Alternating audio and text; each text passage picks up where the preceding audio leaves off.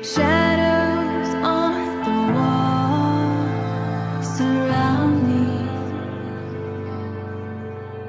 Oh, these shadows on the wall surround me and make me fear my sanity.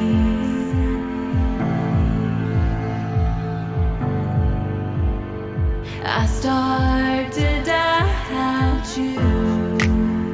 You said one day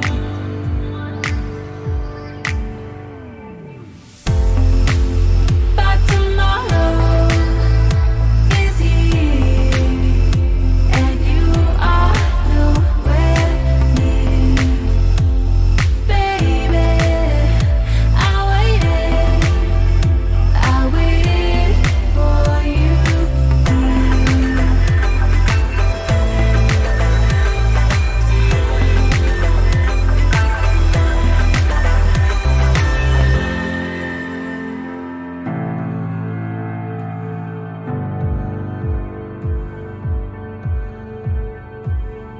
ticking of the clock reminds me. Oh, the ticking of the clock reminds me how fleeting time can be. I start to realize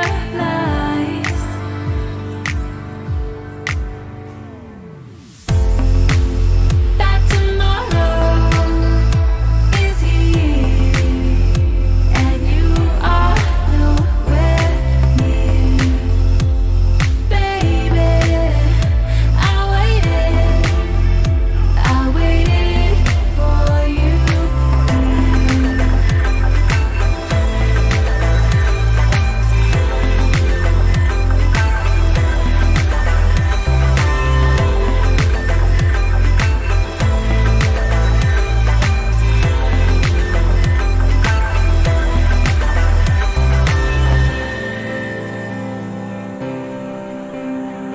Tonight will be the last night I will fight for you. No more.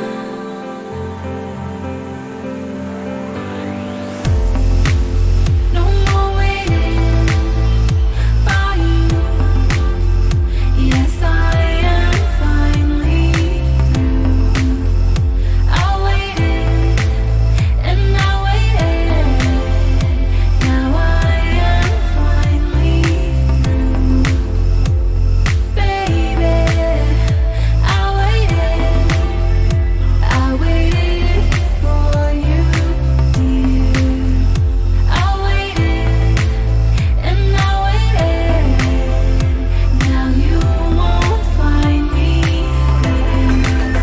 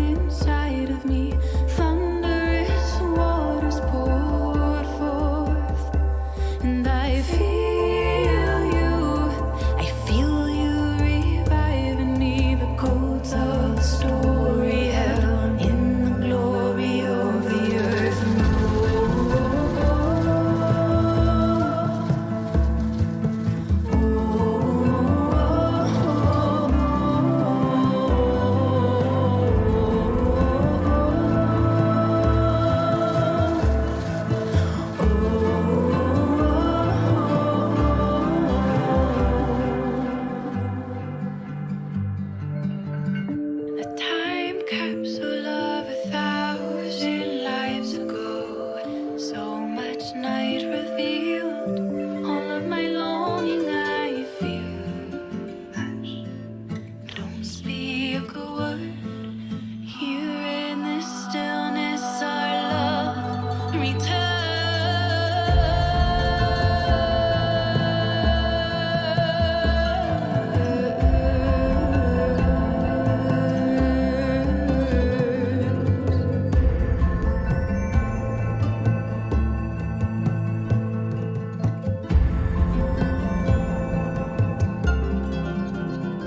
I saw a sapphire spinning around me, shaking holy ground, and my frozen heart is melting, and I can feel it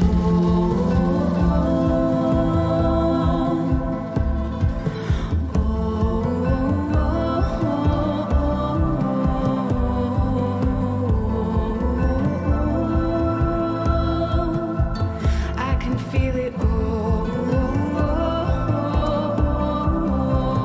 I saw a sapphire.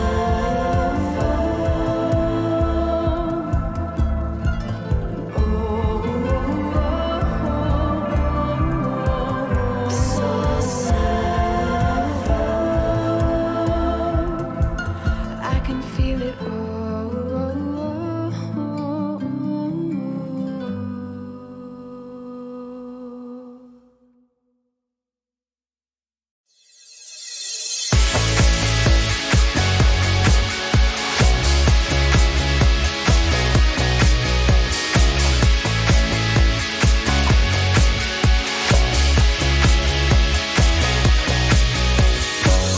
The time is here to make things well.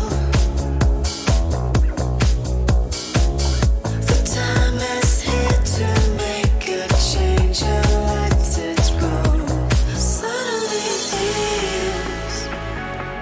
Suddenly it feels like a brand new place. Time to make it real. I'm on my way.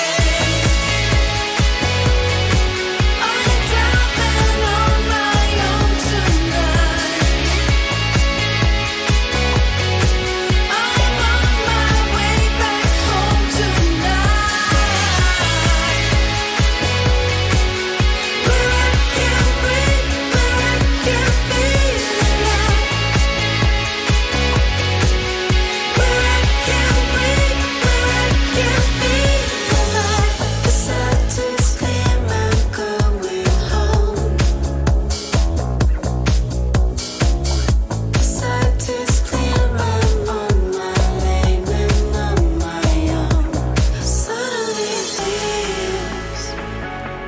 Suddenly it feels like a brand new place. Time to make it real. I'm on my way. I'm diving on my own tonight. I'm on my way back home tonight,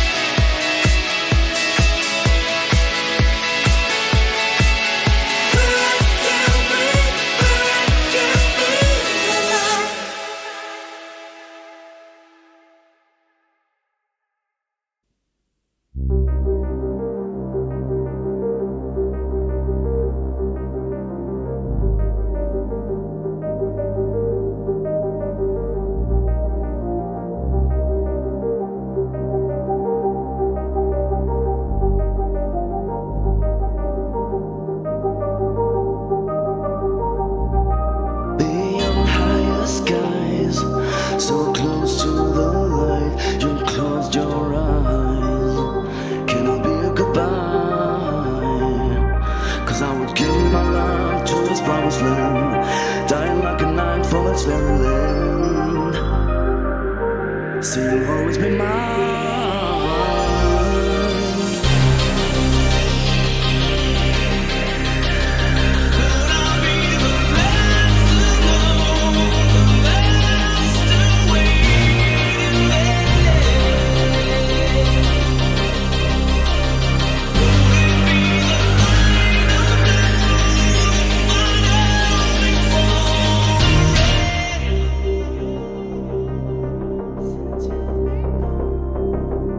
Since you've been gone, I thought I was done. I should cross so far in the middle of a black star, and I didn't know how to come back.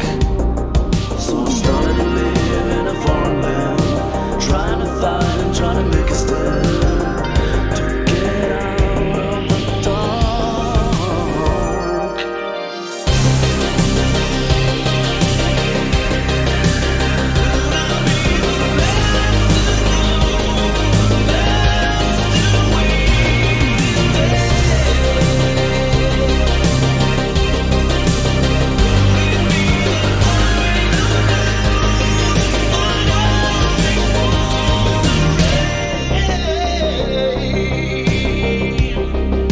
I have collected all the debris, yeah.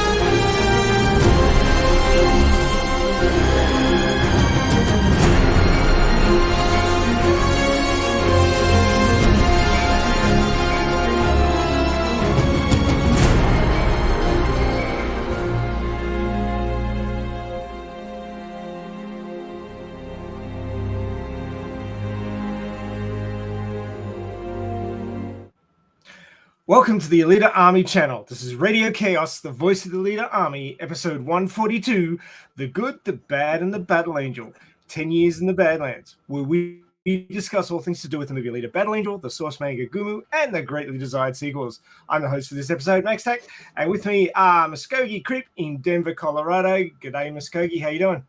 Okay, hey, AlitaArmy doing great. Excellent.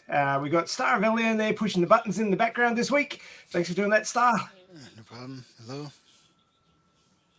And we've also got as our guest, regular guest, Chaos Nova from Mentor, Ohio. How you doing, Chaos? He's muted. He's either muted or stepped away. Well, he could have been both because I can see him muted on the thing anyway. Well, we couldn't have a episode about things to do with the Badlands arc without having Chaos on here. You know. Absolutely. So thank you for joining us, Chaos. I appreciate it. So how you guys been this week? Oh, real good. Yeah. Yeah, we had You sound almost too good, Creaky. Well, you know, I'm doing pretty well. I guess my dog is struggling. He's Yeah, true. yeah, he's still got his problem, and he's he's struggling, but he's hanging in there, you know. But other than that, we had a good stream last night. I was there for a change. Yeah, that's right. And talked about a uniquely American or a northern U.S. American holiday in Alita, celebrating it and that kind of thing. So we had fun on that stream. So yeah, well, I guess this is kind of uniquely American in that the Badlands stories are basically stories of the Wild West, as it were. yeah, pretty much. So that's what I'm leaning into. I don't know about yourself, but kind of cybernetic Wild West. I think it's a cool combination. Yeah, it is. And what about you, Chaos? Are you back yet? Can I ask him how he's going? Nope, I guess not. He might be doing something with his kids too. So That is quite true. Yes. Well, he'll join in later, I'm sure. And Tony, if he's available at the moment, I know Tony has to jump in and out. Poor guy. He's always so busy. But you doing all right, Tony? Yep. And speaking of being busy, Creek, can you actually control things on your side now, or is that still?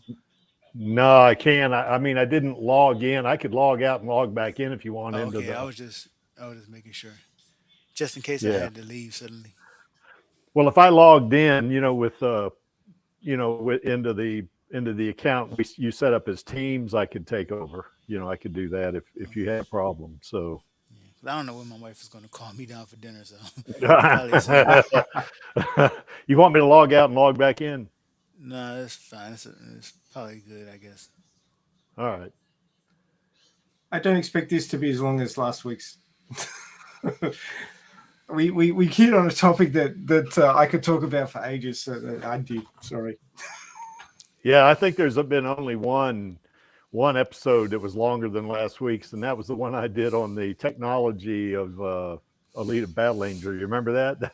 Yeah, we had to have two bites of that one. There was so much. I mean, Yeah. we could have gone on for 6 hours. That was a good Oh one. yeah, we could have. Oh, dear.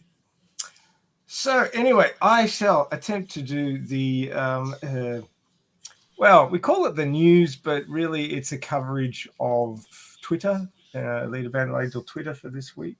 That's still the news. I mean, it is news. It is news of a sort.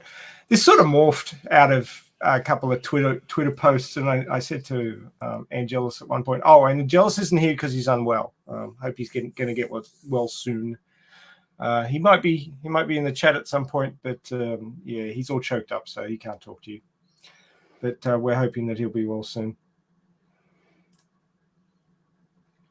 And KAOS tells us he's a little bit busy, but that's okay. We can get by on that. Share screen. Push all the buttons. More buttons. Buttons. Can you grab that one, Tony?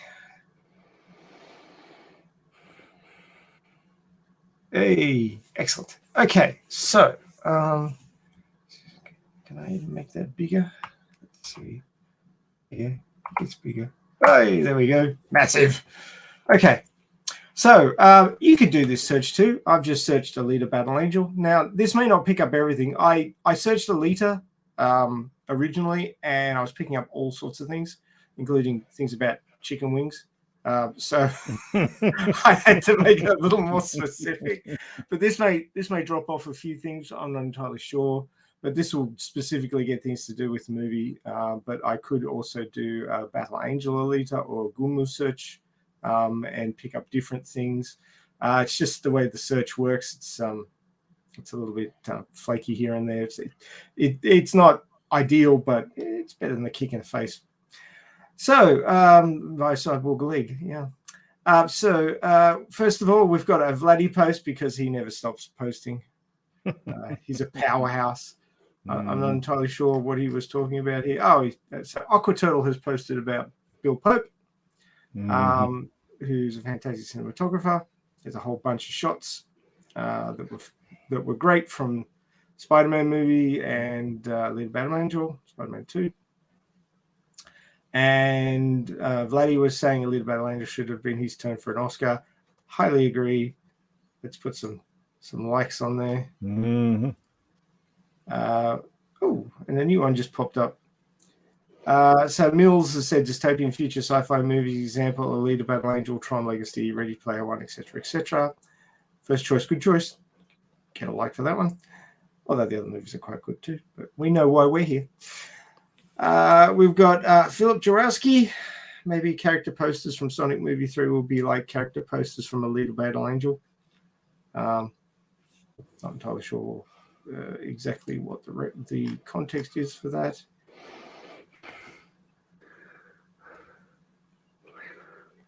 Yeah, so he's just wondering what they'll be like. He's referencing Alita Battle Angel. It's really good that Alita Battle Angel's popping up in people's conversations across Twitter, not specifically by us. Yeah. So people are aware of the movie and know that it's good. So I really feel like the last few years has been good for Alita Battle Angel in that more people have seen it that didn't see it at the cinema and now aware of it and are talking about it positively. So I really do think that there's money to be made in a sequel. I think that it would do quite well, especially now that COVID's sort of not being such a pain in the tit anymore. I don't know. I had a couple of family members that got COVID over the weekend. So over Thanksgiving, rather. So yeah, but it's more flu version 37 now. Yeah, it's the more, I wouldn't call it tame version, but anyway, go anyway. Sorry, didn't mean to No, that's fine. get away with it. No. You're quite right. There's actually a new wave coming through, which is, I don't know what they're up to now. Lambda was the last one I heard. I don't know what this one's called, but yeah, I mean, it's just going to be like the flu that comes through every year eventually. Just another thing to get vaccinated against, so you don't get too sick and keep going. Yeah.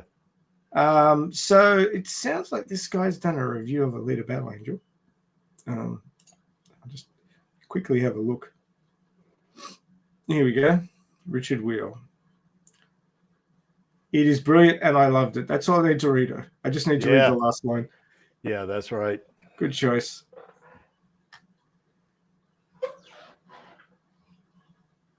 I think I'm going to retweet that. In fact. Oh, absolutely. And when I see it, I'll retweet it.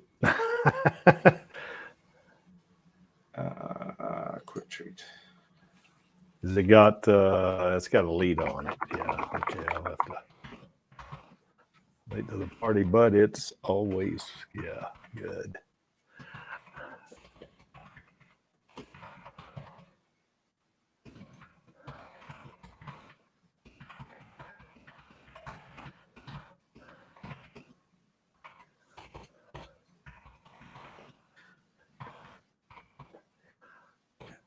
Yeah, AlitaArmy. Yeah, there we go. Now I'll see it. Yep. I was try to put the hashtag in my quote tweets. Yeah, so they pop up. yeah. That blue line is actually a thing called Linguix, which is trying to tell me that it's probably going to say you're using a cliche. Yep, I sure am. You think? Yeah. Join the AlitaArmy and help us make it. There we go. Oh, you haven't tweeted it yet. Where's my tweet button going? Oh, it's up the top. There it is. Right there. It moved it. It's usually at the bottom. There we go. Okay, now I'll see it. I've retweeted that one. Yeah. Now. There it is. So Gary V is gonna retweet that bad boy. Good movies. Yes. Yeah. Like that. All right. So I was thinking, and I don't want to interrupt too much, but I was thinking of making the next hangout be Alita Battle Angel. I'm wondering if maybe, it could be a Saturday one and the same type deal for December. You mean like a mass tweet or? Oh, I mean a live movie hangout. A stream. Okay. Yes. Oh yeah, I'm always game for a stream.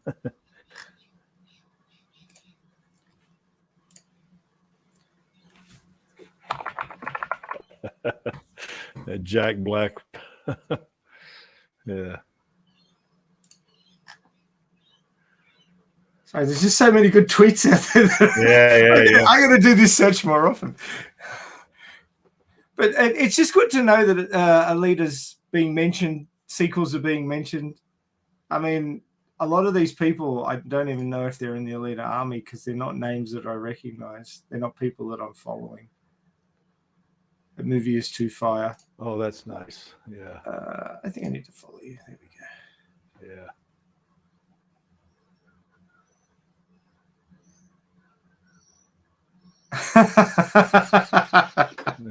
Oh, nice one, Alex. Nice one. Well, you know that Jeff Bodine, don't you? That's not a call out to the Beverly Hillbillies, is it? Oh no, he said the train of thought crashed harder than Jeff Bodine at Daytona. Oh, it must. Okay, I got you. That's a race. Yeah. Yeah. There's Tello Dorman. Yeah. Been busy on Twitter as well. That guy's a legend. Yeah, he is. But as you can see, Alita Battle Angel, I won't go on for too long with this, but Alita Battle Angel is quite busy on Twitter, which is always great. Keeping Gosh, the, and you've only scrolled down 2 hours, and look how you still got all this. I mean, God almighty. that was just 2 hours, and bloody hell, it's busy. We'd be here for 3 hours if you did it for a week. Yeah, we sure would. But I won't labor that point too much. Oh, What I yeah. will do is say that Alita Battle Angel has been popping up in a number of news reports this week from various sources across the interwebs, but not per se as the focus, but just mentions as in this person was involved in blah blah blah blah blah, blah and Alita Battle Angel. So if I do now, you can do these searches as well. It's quite easy to do. If you want to be involved in Alita Twitter a bit more, just search Alita Battle Angel and just do what I did then and just comment and retweet and share things, and you'll be helping. So, spend 5 minutes a day doing that, and you'll be doing your part. Now, if I do find and type in so this is about James Cameron's underwater rigs and the work that he's doing with underwater filming, and of course, it's Avatar: The Way of Water. There's going to be a lot of underwater scenes in that one. Yeah. I'd heard or read somewhere that I can't remember, it's from a critic or whoever that said that Avatar 2 would have to clear $2 billion to break even. I find that hard to believe myself. Where did they pull these numbers from? And I'm pretty sure I have no idea. I have no freaking idea. Well, it's been stated that for 3 movies, 2, 3, and 4, Avatar 2, 3, and 4, that it was $1 billion, right? And I get that's the production budget. There's going to be advertising budgets as well, so you got to add another maybe 50% on top of that. So it'll be 1.5 at the high end, I think. And I think it's going to be in the black. Well, I mean, it's the money for 3 movies, and if the first movie breaks 1.5, then they're going to just be making money hand over fist for the next 2. Yeah, and I think it'll make more than that. I mean, I think it'll make $2 billion myself. I think it'll rival the first Avatar 1. So, well, there's a lot of people out there that are saying, "Oh, come on, it's been over a decade. Everybody's moved on, rah rah rah." But really, everybody loved Avatar. Avatar was a groundbreaker, and we know what Cameron is like. Cameron will produce something fantastic, and people will be drawn in like moths to the flame, and they'll be going to see it multiple times in cinema each. So I know I will. So so will I. I got to go see it in 3D. Oh, that would be interesting. Underwater scenes in 3D. I mean, oh my God, it'd be like you were in an aquarium or something, wouldn't it? not just looking at the aquarium through the glass, but actually being in the aquarium. Yeah, exactly. Yeah. So I'll just I should actually make these things bigger. That's tiny. Just realized it. There we go. Make it bigger so you actually read it. Sorry about that. I forgot about all the white space. So it says, but the lessons Cameron learned on The Abyss will continue to serve him well as he moved to film other underwater scenes, including from films such as the original Avatar, Alita Battle Angel, Sanctum, and now Avatar: The Way of Water. So we know well that Cameron's had a love affair with the sea and underwater for a long time. He's got that movie about going to the Marianas Trench with unmanned submersible. Was it unmanned? Or was it manned? I can't remember now. Might have been manned, actually. But yeah, he's loved filming underwater for a long time. So, I wonder if Alita Battle Angel sequel will have any underwater sequences, because obviously, if he sticks with what I think he will and gets to the start of the Badlands arc in the second movie, then there won't be much opportunity for underwater scenes. No. And of course, the Badlands isn't exactly, California coast, although there could be a scene in the California coast. Yeah, because Figure 4 is, he lives in Alhambra. So yeah. So there could be that, but you know what would be interesting about that, Maxie, would be, Alhambra right now is not, I mean, it's, near the California coast, obviously, but it's not like on the beach, No.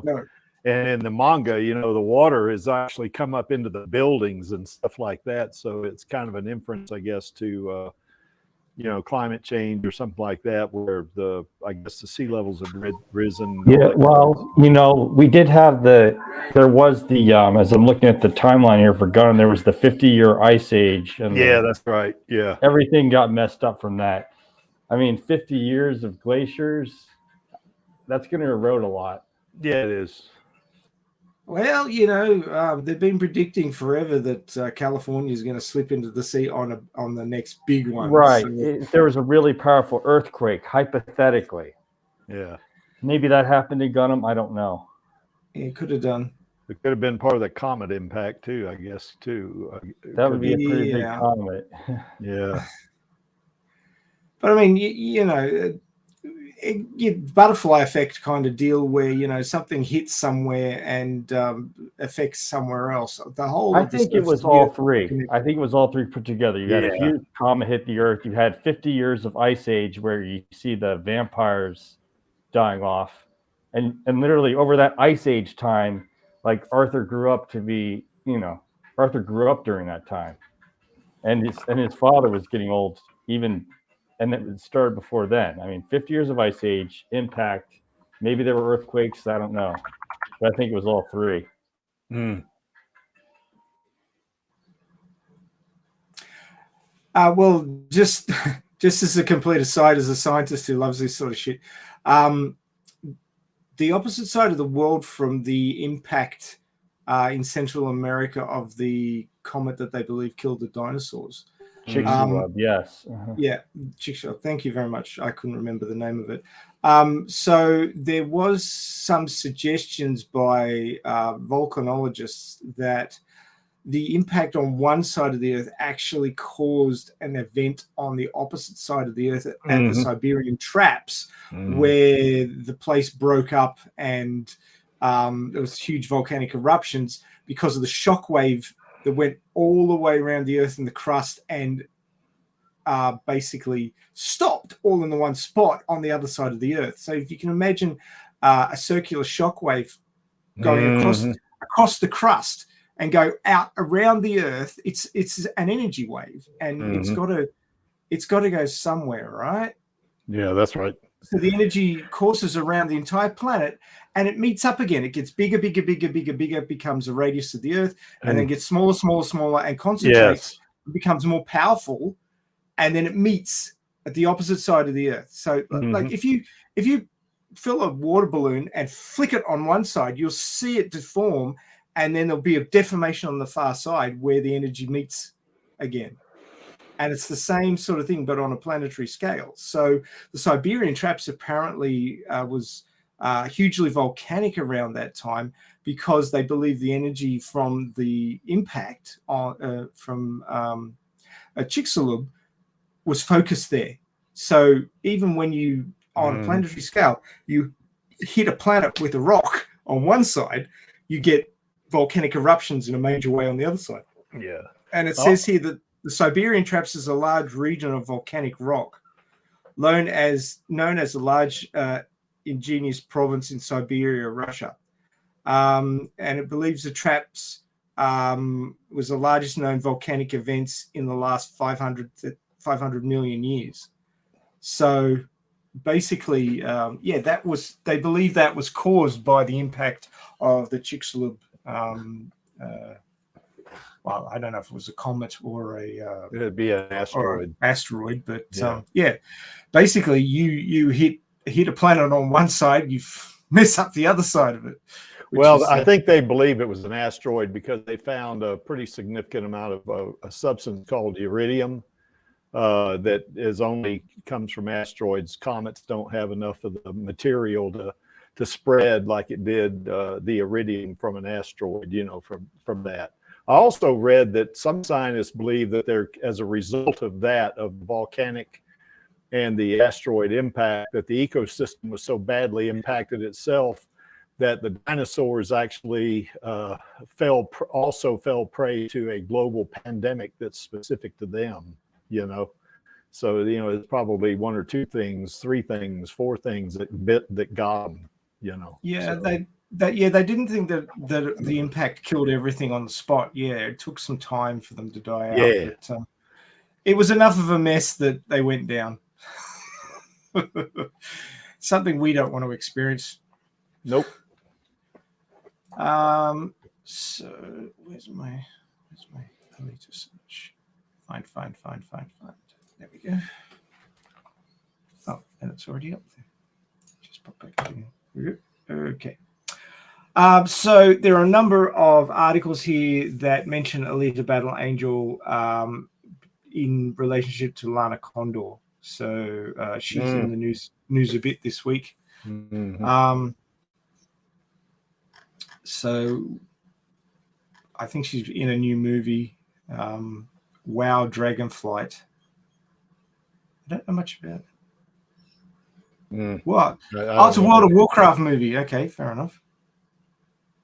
Oh, it's a sequel then, because they had a Warcraft, World of Warcraft. And it's been several years, but they did have one where I guess I can't remember the names of the two islands or whatever, where orcs live on one or something and humans live on the other or something like that. So yeah, I saw it. I saw that movie. Yeah.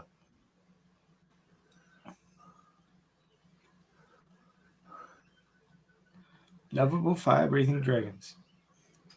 I think most of that's probably a little ways away from our topic, though. Yeah. Oceanland. Yeah, we could have Mike would have come on. We could have had him talk about this a little bit. We could. That would be nice.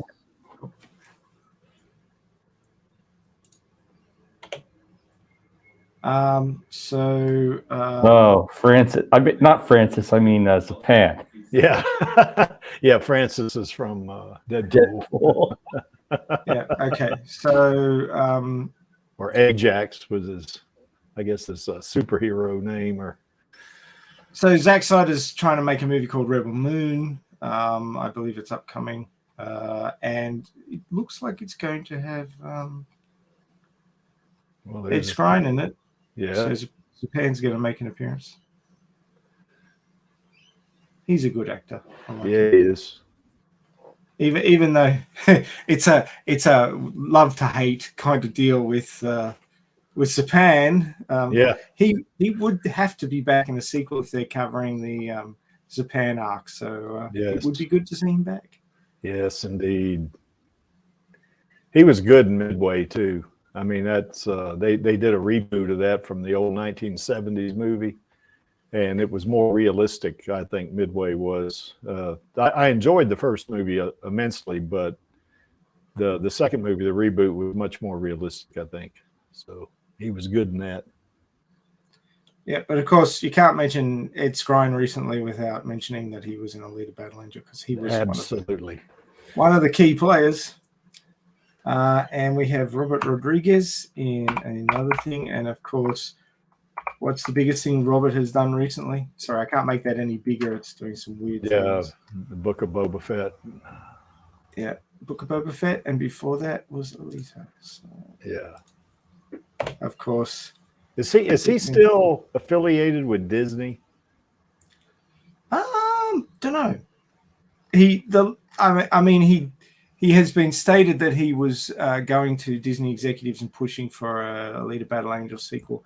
Of course, the recent changes of Bobs, so there's a different Bob in head of Disney now. Mm-hmm. May well be beneficial for us. I think so. Whenever there's a change of leadership, directions change at least marginally. There's always a course correction. Mm-hmm. So he's hoping. I think he was going to pitch a series, wasn't he? As opposed to a sequel. I think he was going to pitch a series with the idea that if that went well, then we could go into a sequel. I think that's what I saw somewhere. He was going to pitch a series. Well, I mean, they're always looking for content on Disney Plus. So if he can pitch something that is suitable for that. Yeah. Although Disney Plus is, family friendly, so it could be a little bit trickly. Well, they could come up with a series that would be family friendly for Alita, I think. Yeah, it may I not don't. satisfy the hardcore fans, I but wouldn't. Yeah, it wouldn't. I mean, I'd watch it certainly, yeah, for but sure. it wouldn't be like the movie for me. But there wouldn't be too many F your mercies in that series.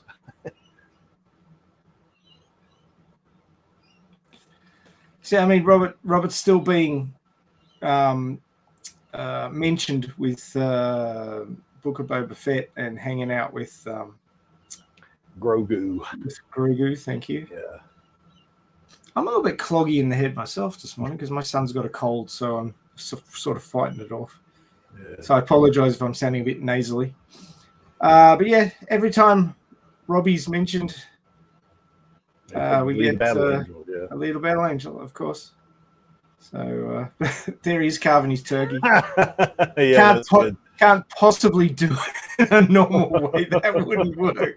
So, and look, that sword is in the turkey. It's in the meat. Yeah, it is. So, yeah, that's what he's doing. He looks like he lifts. Yeah, he does. Yeah, he's got some nice sized guns. It looks like. Yeah, doing well. We've got one more to go here. Oh, and that's Lana Condor, I guess. Yeah.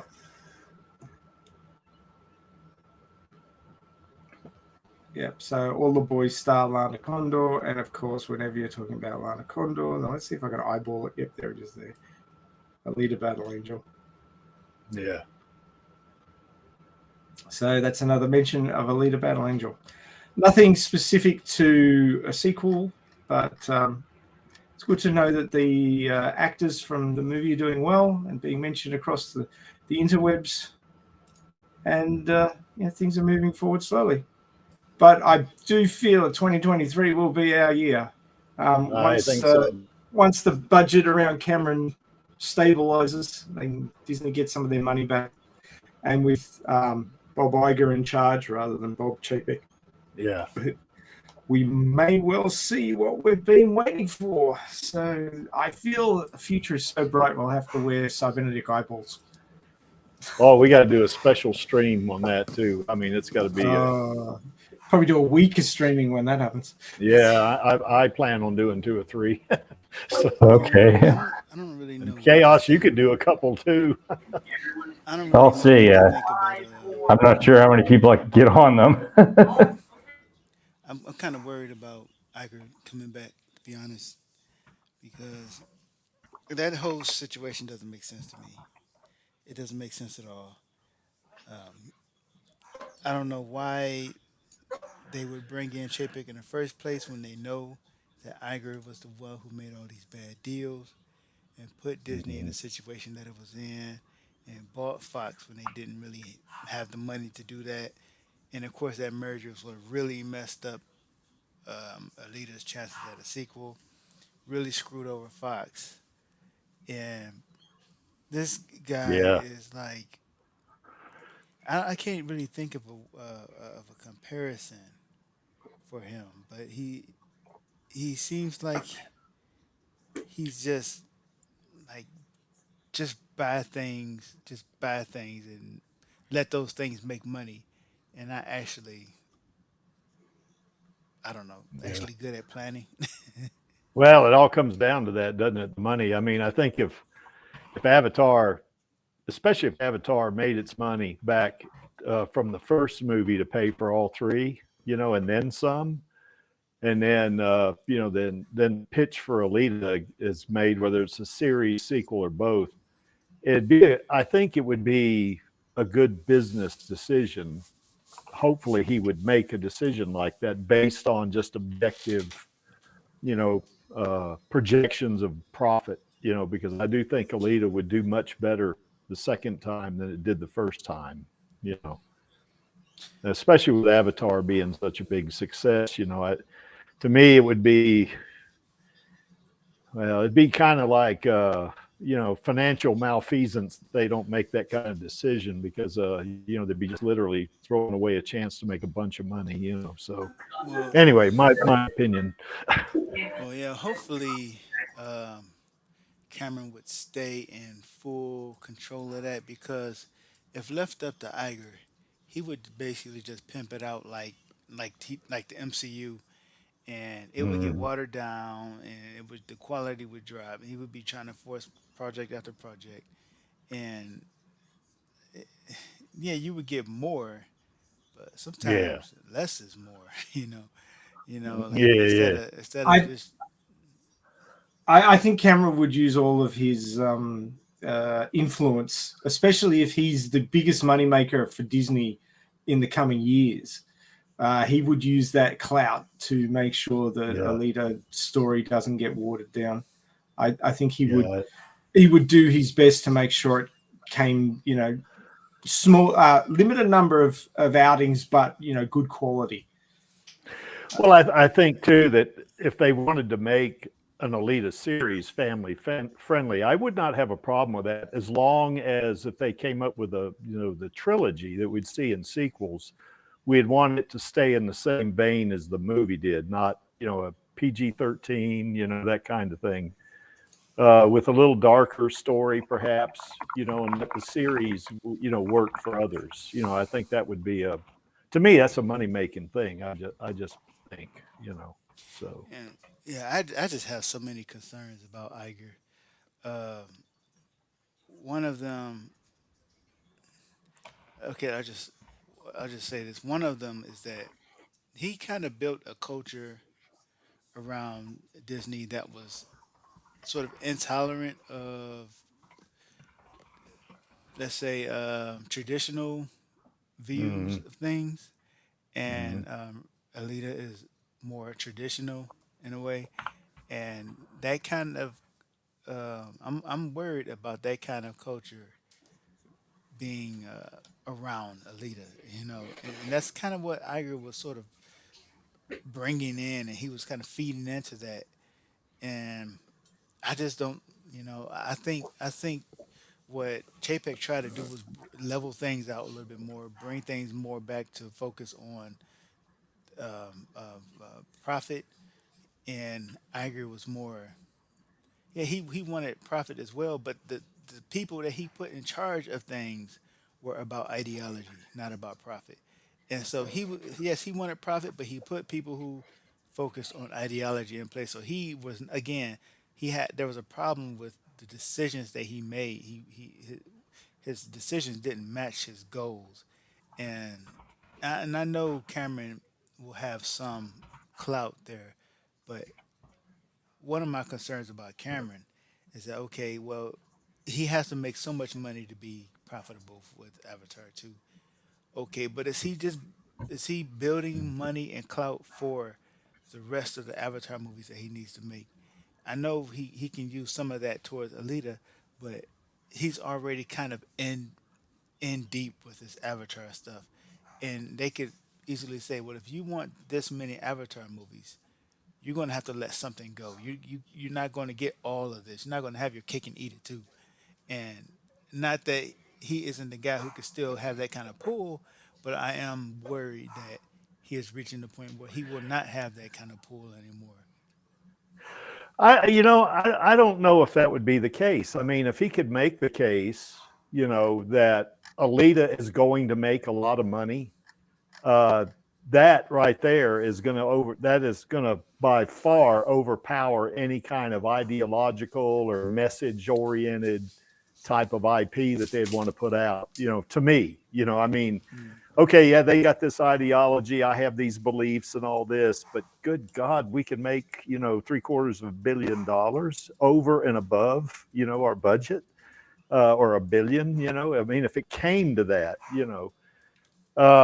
gosh, I mean, you just have to bite your lip and just say, okay, let's do it. To me, that would be the smart business decision, particularly if Avatar made all of the money for Avatar 2, 3, and 4 and had a profit over all of those expenses, including marketing. If they showed that and he came up with a projection for Alita that would be big money, I think it would just be a stupid decision not to say, okay, we'll go with not just the avatars, because all the avatars are in the can. And Alita would be, I mean, they got a lot of the set, at least for a good part of the second movie, is already set up, so they could save a little money there. Yeah. So I just think it would be a bad decision if he said, no, I'm going to turn down this chance for making anywhere from $500 million to $1 billion profit because I don't like the message, or or the people that work for me don't feel like this is right for Disney's brand or something like that. To me, that would be a monumental, stupid ass decision. I think.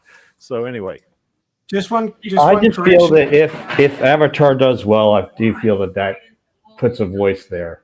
yeah, I it mean, does. I'm at the point of saying, the way it seems to go with Disney, at least under Iger, was like if something does well, we mass produce it and just keep giving more of it. Yeah. So, I mean, if Avatar does well, that's kind of a token there. It's just like, okay, well, I can do the other projects because this project made a lot of money. Now he'd have to convince Iger that Alita would make money. Yeah, I mean big money. I mean, it's not going to be okay. Well, I'll let you use some of this money because you're a good boy. That's not going to be that kind of decision. But he would have to, come up with a justification that's saying, hey, we're going to make X amount of dollars on an Alita sequel, or even on a series or whatever. And we've already got the money in place, as seed money to go ahead and, start production on it or something like that. To me, that's a no-brainer. It is absolutely a no-brainer.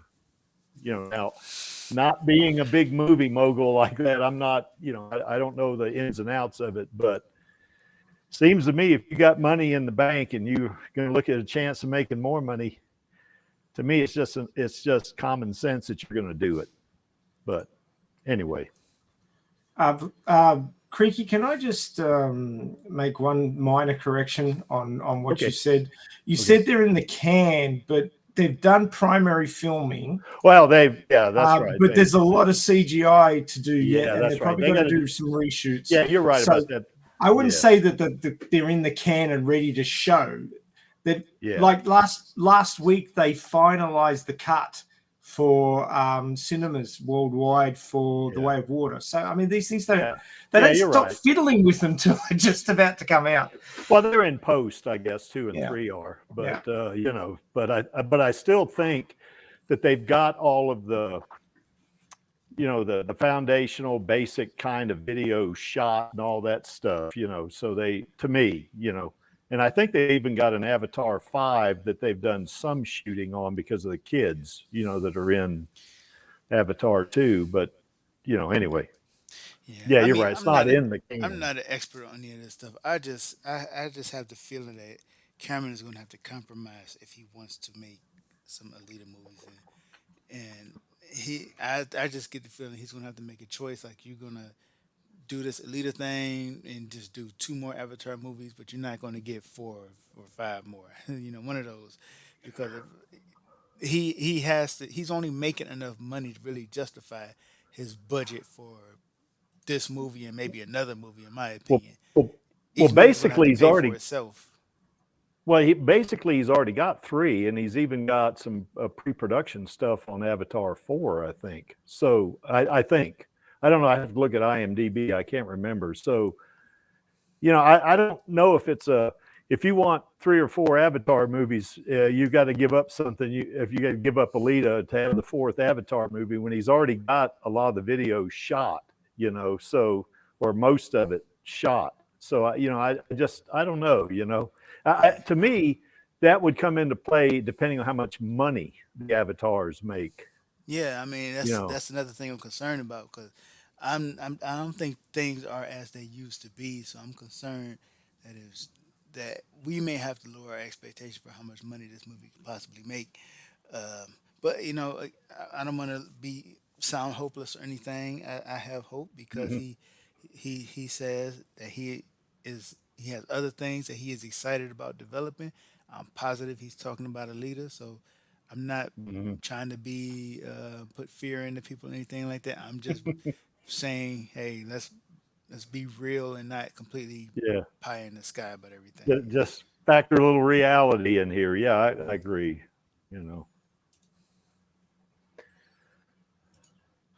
I was wondering when that topic would burn itself out. It was very heartfelt. No, fair enough. Well, here's the big resolution here. Regardless of what happens, just make more Alita content. Yes, please. Yes. People are catching on. Yeah, they are. Oh, Avon, that's a very negative take on things. I hope you're not correct. Oh, I didn't look. The at thing is, Avon. even if there isn't a big movie, don't let the Grinch ruin Christmas. Yeah, I think Avon's got his Grinch rubber mask on at this point. He may be heading out to rob a bank or something. Yeah. Just thinking of the dead presidents. Uh, That's what I'm referencing. Anyway, so one last tweet that I was poked in the side by Angelus over Discord about is Vladdy, who's in chat. He said, "Someone edited this with a mouse and a Damascus blade." It's Robert Rodriguez carving his turkey, and of course FKN was very helpful there. yeah. I don't think he quite got the blade right in that the handle should be in his hand rather than. Yeah. But it was a quick and dirty edit. And Yes. of course, Crazy Cat Stan thought it was pretty good. Yeah. That's Seems Steve like Austin. Seems like a Turkey Day thing to do, pour 2 beers in your mouth at once. Well, that guy there used to be a wrestler in the World Wrestling Entertainment thing, and he was Stone Cold Steve Austin, they called him. That was back in the 90s, I think. And Alita and Berserker thought it was perfect. I missed those days. So yeah, I thought I'd Like just The Rock. pass that one along. Oh yeah, The Rock was good. Yeah, he was. God, I remember wrestling when Yeah. Hulk Hogan was in there. Oh, yeah. That was back in the late 80s. Yeah, I remember that. Yeah. Yeah, that's when I used to watch it a bit. Yeah, could you pick up the Elite on YouTube there, Tony? Yeah, there we go.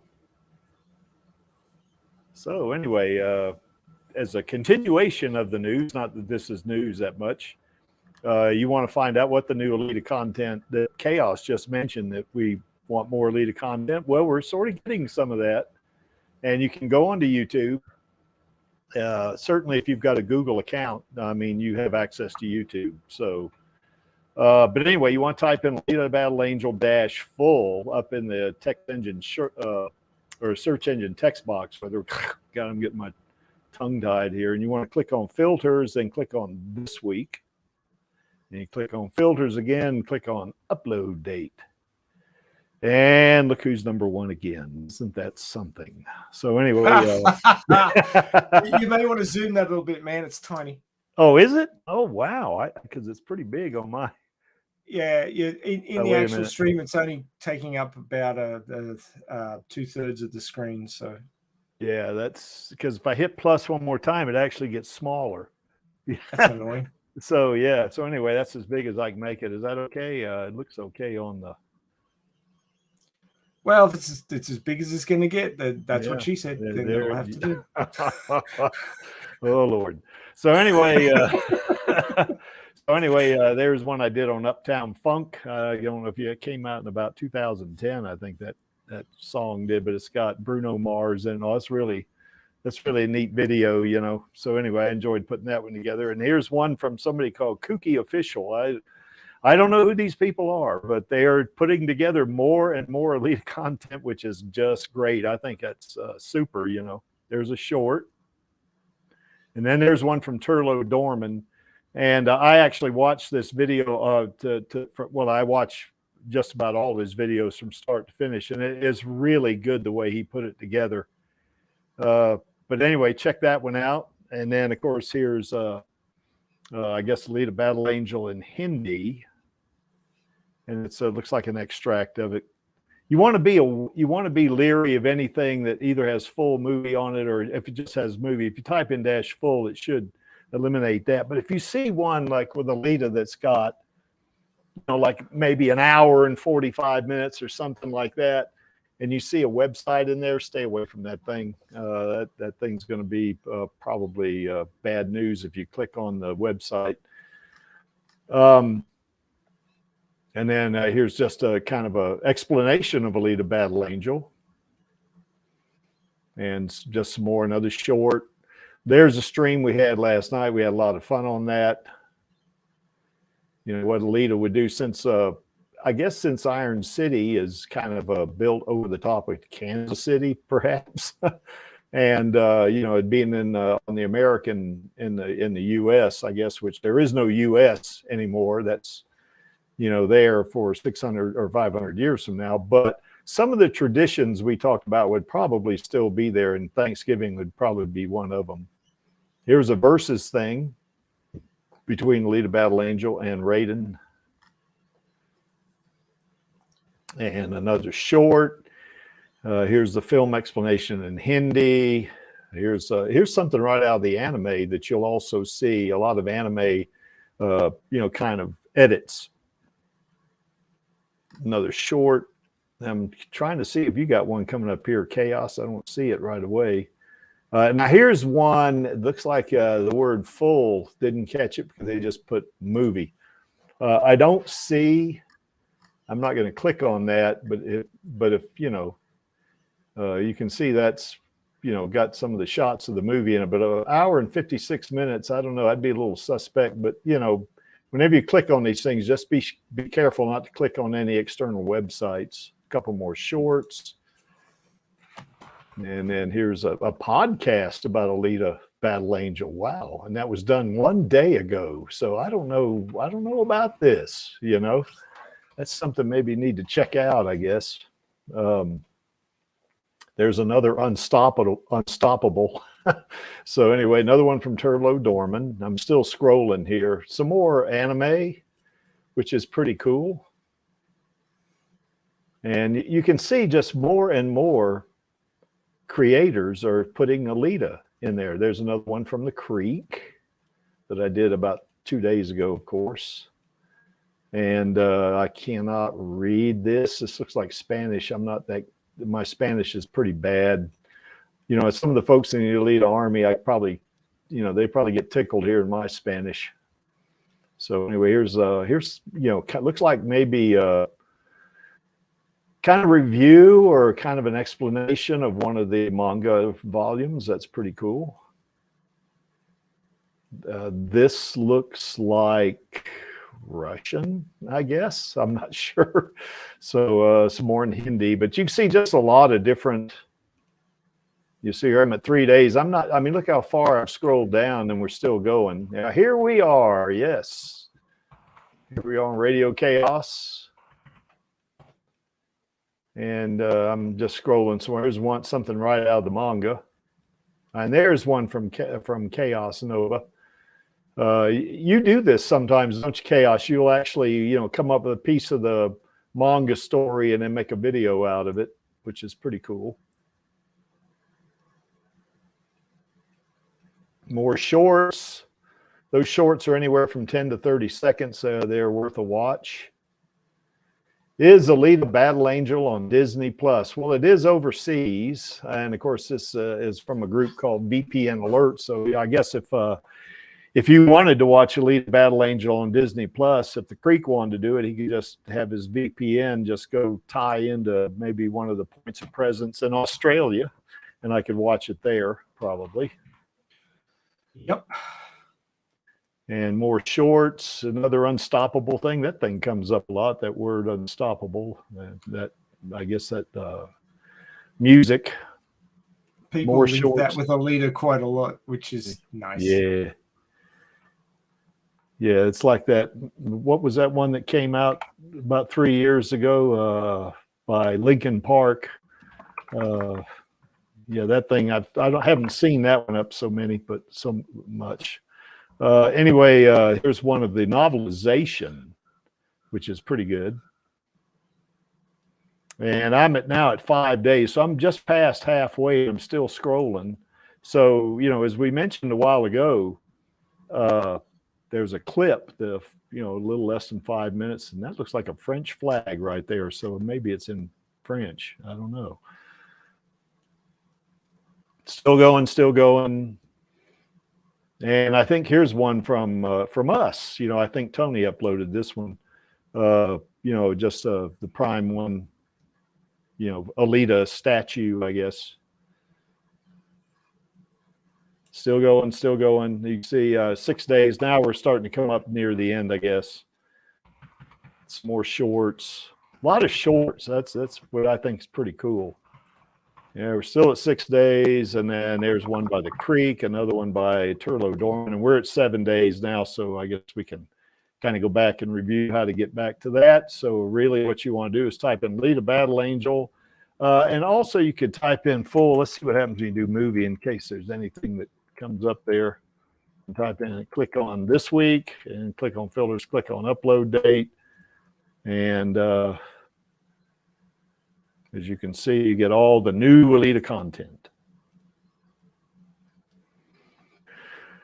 So that's pretty much it for the new Alita content. So yeah, guys, if you've got a bit of spare time, do that search and jump on a few of those new interesting creators and the interesting videos, and give them a like and a subscribe if you like the majority of their stuff, and be supportive. If you don't have the wherewithal or the confidence to jump on and live stream with us, you can still do something towards promoting the sequel push by supporting these people who are producing stuff. So, not everybody's cut out to be a creator, but if you're not cut out to be a creator, you can be a supporter. So get in there and do that. And then you've done something, and you can feel proud. Yes, indeed. So, we've only been on for nearly an hour. Maybe we should actually get to the topic, huh? Yeah. Yeah, Tony, if you could pick up Radio KAOS EP 142.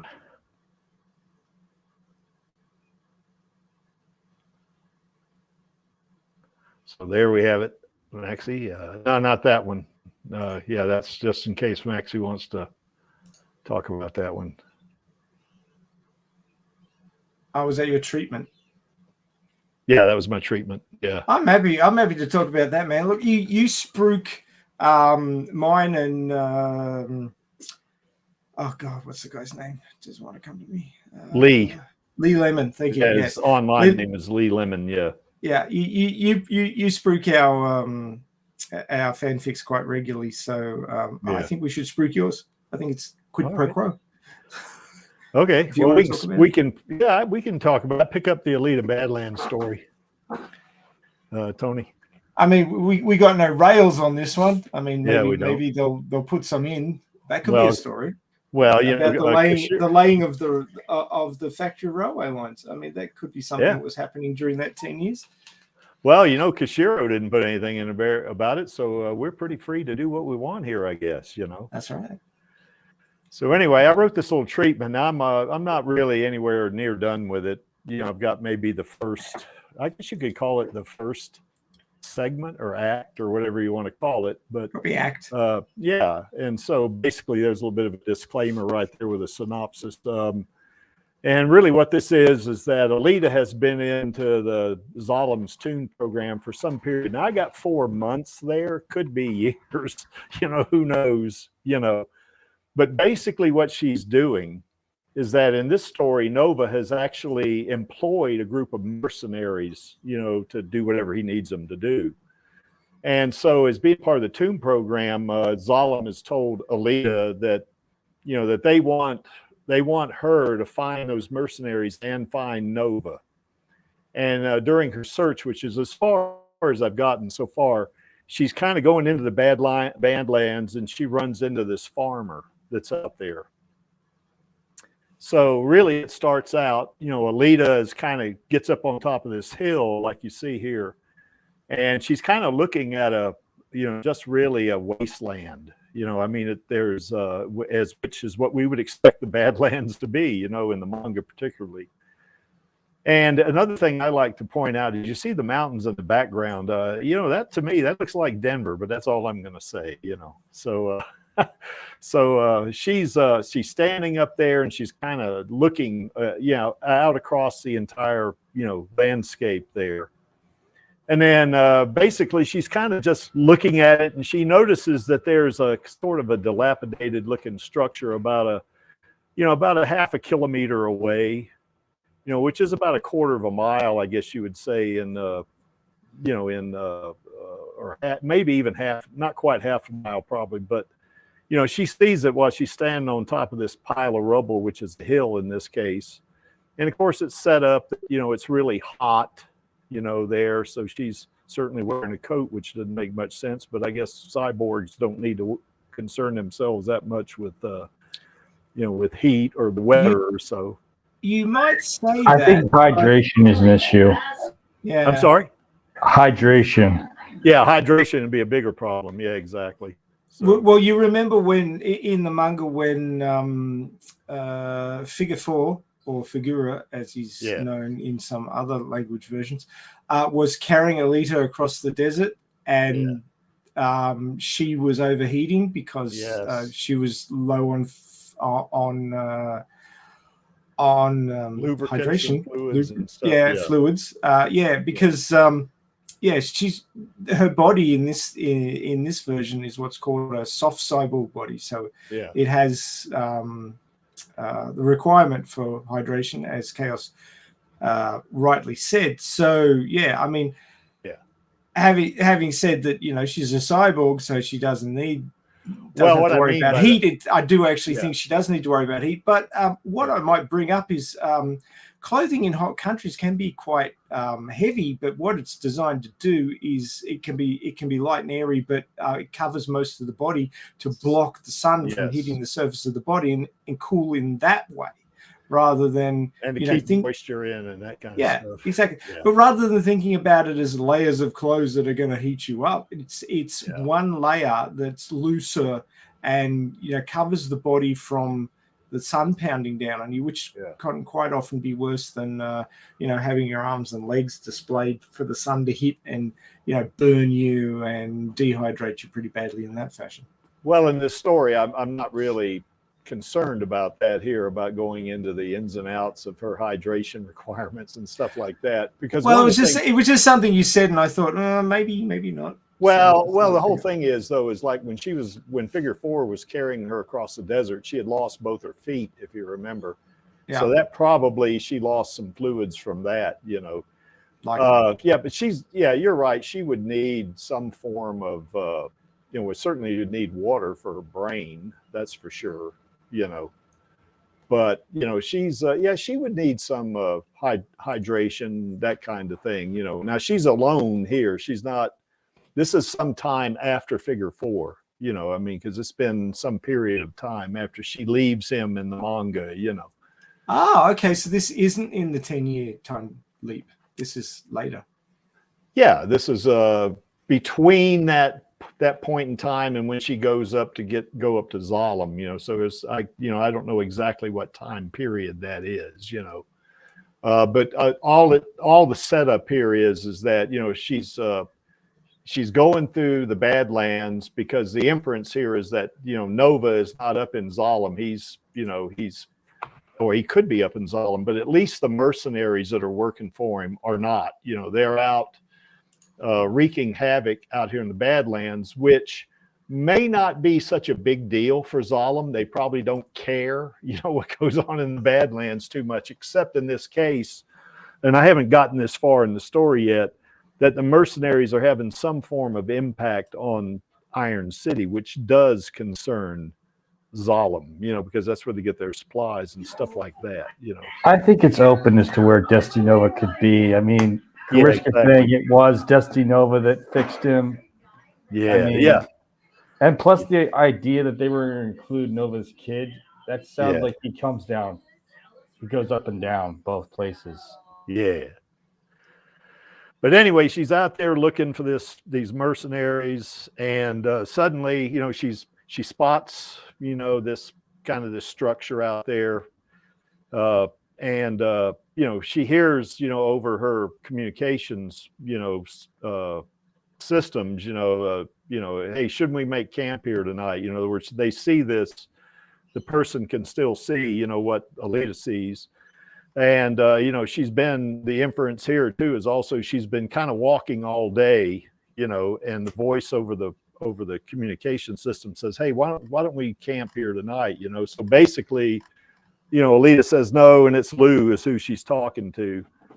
And Lou just reminds her it's going to be dark. So anyway, Alita kind of continues walking toward the mountains, you know, and she continues to walk for about an hour, you know, and she finally sees this farmhouse. And there's a farmer out there, and the farmer says, you know, what do you want? And she said, well, he says, I don't have any food. You know, she said, I don't need that. You know, I just, you know, he just want to know if you've seen anybody come by here, you know. And of course, there's a little bit of a back and forth, and, you know, the farmer kind of, you know, assesses her a little bit and eventually asks her, are you a bounty hunter? And she says, no, I'm not. At this point, she's past that, you know, she's working for the tuned program. So technically she's not a bounty hunter, but she's still doing the same thing a bounty hunter would do. She's looking for these mercenaries. And finally the guy, you know, kind of looks her over and says, well, I think she's probably okay, you know. And he finally says, well, yeah, there were four guys that came through here about 2 months ago, and they kind of headed off toward the north. And Alita says, anything else, you know, you can tell me about him. And he says basically, well, there's a town about 15 kilometers north of here. They may have headed that way. And then Alita says, well, thanks. And she starts walking up there. And then of course the sun sets, and that's as far as I've gotten so far. So it's a pretty short work in progress at this point. Sounds like a good start. Yeah. Have you got an overview for what's going to happen in the other acts, or are you just winging it? Well, the only overview I've got is that, you know, I don't have anything written, but my thought was she's going to find these mercenaries, and, you know, basically they're going to give her a fight, you know, and she's going to take all of them out but one, and then, you know, learn some more stuff about Nova and stuff like that. So that's about as far as I've thought about it. So I'm kind of letting it go flow a little bit. I wouldn't say randomly, but, you know, kind of you know, just see where the story takes me, as opposed to me trying to get to a target, you know. And story writing is not one of my fortes. So, you know, it's kind of a thing that I'm kind of working with here on that. So, Well, you know, you get better with things with practice, so keep at it. yeah. Now, when I get finished with it, I'm going to put together a quick little video that's going to scroll this text, you know, and people can read it, you know, and stuff like that. So, and of course they can pause it to look at the text, you know. So eventually that's kind of what I want to do with it. So Cool. That's it, guys. Any oh, by the way, any suggestions? Well, I don't know about where you're placing it within the timeline, because I haven't really thought about that hard. Really. well, where you're saying you've placed it, that's after Alita's. Is that after Alita's fought the other AI units? I'm just trying to remember. Yeah, I think it would be after that. Yeah, It should be after her. She now knows that Zalim's using her for combat data for the AI units. So I don't know if that will change. I think that's what sort of changed her focus. Once she worked out she was just being used, she went, right, well, I just need to go and sort this out now. Yeah, I can't stuff around any longer. That's a really good point, because after that, at that point, she stops working for the Tune program. And I don't want this. I want her working for the Tune program here. So it's going to have to be before that, I guess. Yeah. You see, that's what wasn't working for me. Okay. It didn't really fit in with the flow of the main storyline. So, yeah, I mean, we got 10 years, right? 10 years is a long time.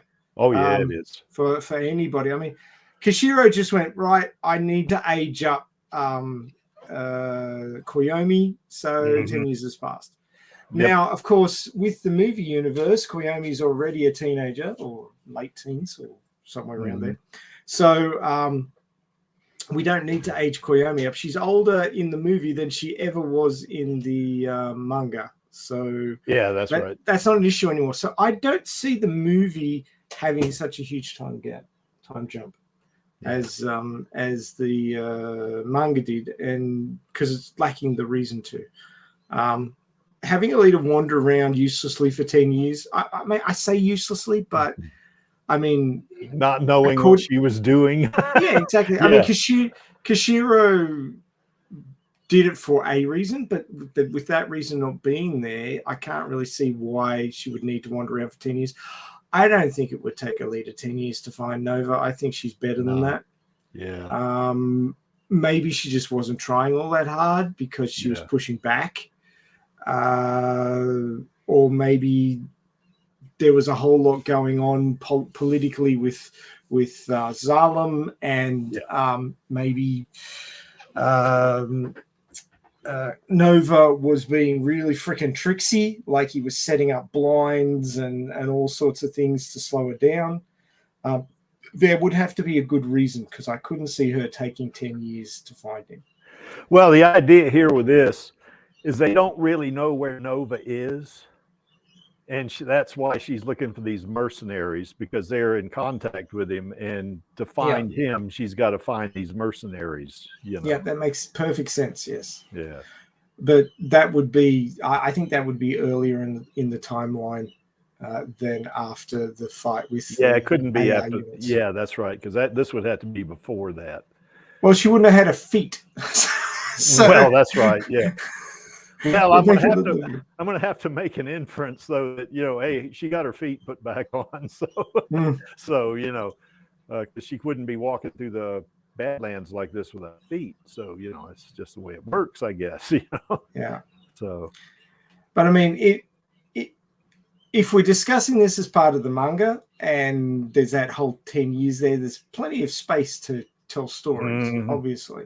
And there's as a writer myself, I'm sort of looking at overviews of the different types of stories that could be told as a cybernetic Western, which I think is a genre that could come up if they needed to pitch something after a sequel to, you know, fill a gap or something. I mean, even if it was just 4 years that she's out there looking for him, it would make more sense to me that it took her a few years to track him down, especially if he was being tricky about it. But I don't think it would take her 10 years. She would have to just seriously not bothering to try very hard. Or being half-hearted at it, yes. Yeah, exactly. I mean, she was feeling pretty, you know, disconnected from all the stuff in Iron City after, well, the scrapyard as they call it in the manga. After Yellow Door, you know, she's just sort of mentally broken down. She fought Zapan to clean up a mess that she helped create and to save Iron City. She's lost Ito, she's lost Hugo, she's lost pretty much everybody that meant something to her in the city, and that's why she left it. She was like, well, I got nothing to hold me here anymore. And she wandered off into the Badlands and just went into the white. She just everything turned white and just kept fighting, because that's what was giving her some modicum of peace. That it's kind of strange that fighting was giving her peace, but that's basically what it was doing. It was, well, she was an armed berserker, you know, so that would be something she knows. You know, exactly. She was doing what she knew because she'd lost everything else that she'd built up and that she'd known. Yeah, that's right. So she was in a pretty shitty spot, I got to say. And 10 years of wandering around being in a shitty spot. I mean, I've had my heart broken multiple times in my life, and you know, had bad things happen. And it doesn't take you 10 years to get over it if you've got any sort of oomph in yourself. You'll you know, wallow in self-pity for a few months, and then you go, well, either I off myself or I get on with it, because this isn't achieving anything. Well, I do plan on putting maybe a flashback, you know, type of thing in here, like Hugo, you know, falling and stuff like that, but just brief, because you know, really in movies, I'm not really a big fan of long dream sequences. You know, I mean, it's okay for context, you know, but you don't want a real long one, you know, maybe just a few seconds, you know, where people get, oh, okay, they're remembering a past event, you know, or they're drawing on their experience or something like that. But you don't want to make it a major part of the story just to say, hey, this is one of the things that's driving this person, you know. So well, what do they call it? Crap. My brain for terms just doesn't work on a Sunday morning. The spinny thing on the cable that chopped Hugo up. Yeah, the defense ring. Defense ring. Thank you so much. Mm. Yeah. So, if she's dreaming about it, maybe the defense ring will be a giant teddy bear with Like one of the Nova's face on it, or Yeah. something like that. Because dreams are weird fucking shit, man. Well, she's in my story. I plan to make her goddamn lethal. I mean, she is going to be.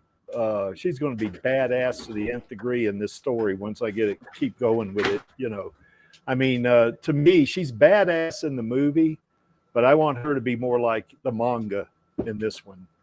So anyway. Yeah, I mean, it's all a case of balance.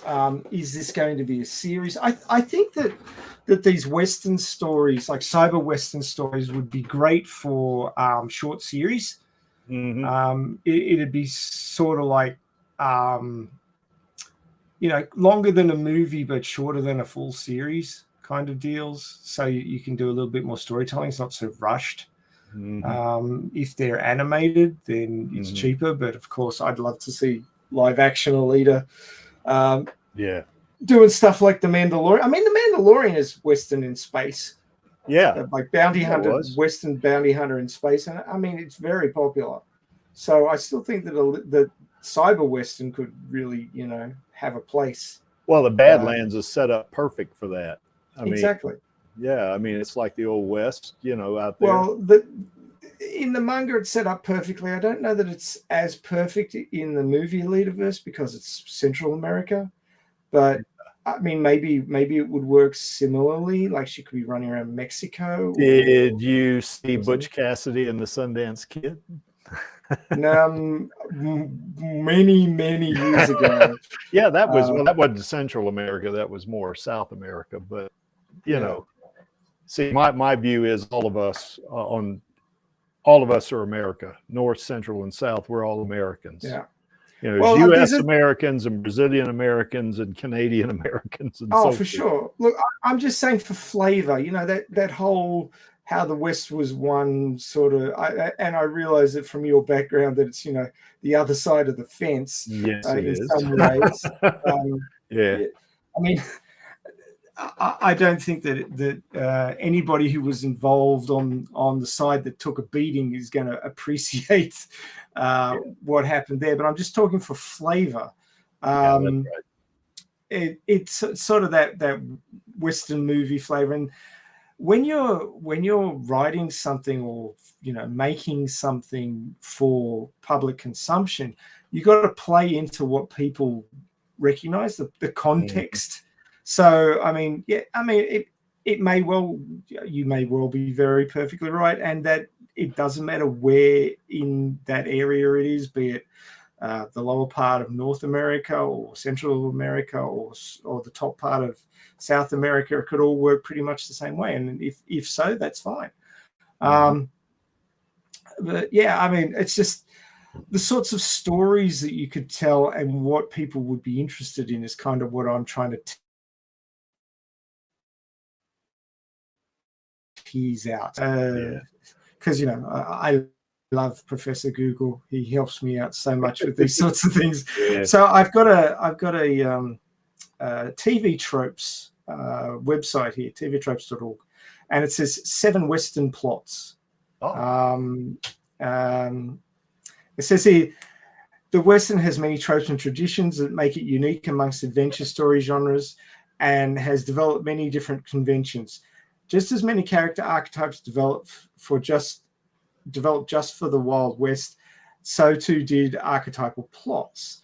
Author and screenwriter Frank Gruber codified 7 such basic plots for Westerns. So you could basically take these 7 basic plots and basically write a treatment for each for a short series it wouldn't necessarily go on Disney Plus. I don't know if Disney's still going ahead with its more mature version through Fox Searchlight.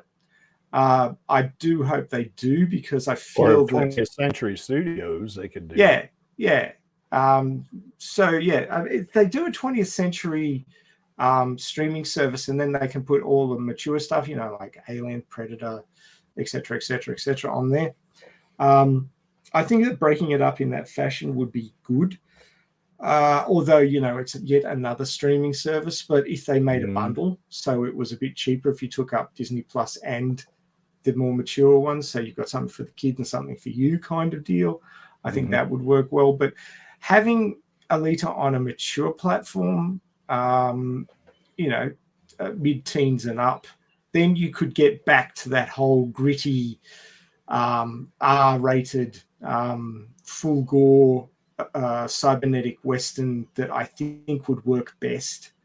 Well, I'm kind of writing this story mostly for the AlitaArmy, you know, I mean, because I don't feel, you know, I mean, I don't see myself as being able to write anything like this that would be successful in the public. You know, I don't see that, but I think, you know, some maybe recognizable stuff, you know, in the story that the AlitaArmy would say, oh, wow, that's pretty cool. You put that in there, or something like that, you know, that the average person might say, who the hell is that? You know, or something like that, you know, whereas somebody in AlitaArmy would know exactly what it was, you know. So that's kind of where I'm going with it. Also had kind of I guess you could call it a fantasy or whatever, but that treatment, it'd be really neat if I could shoot the video.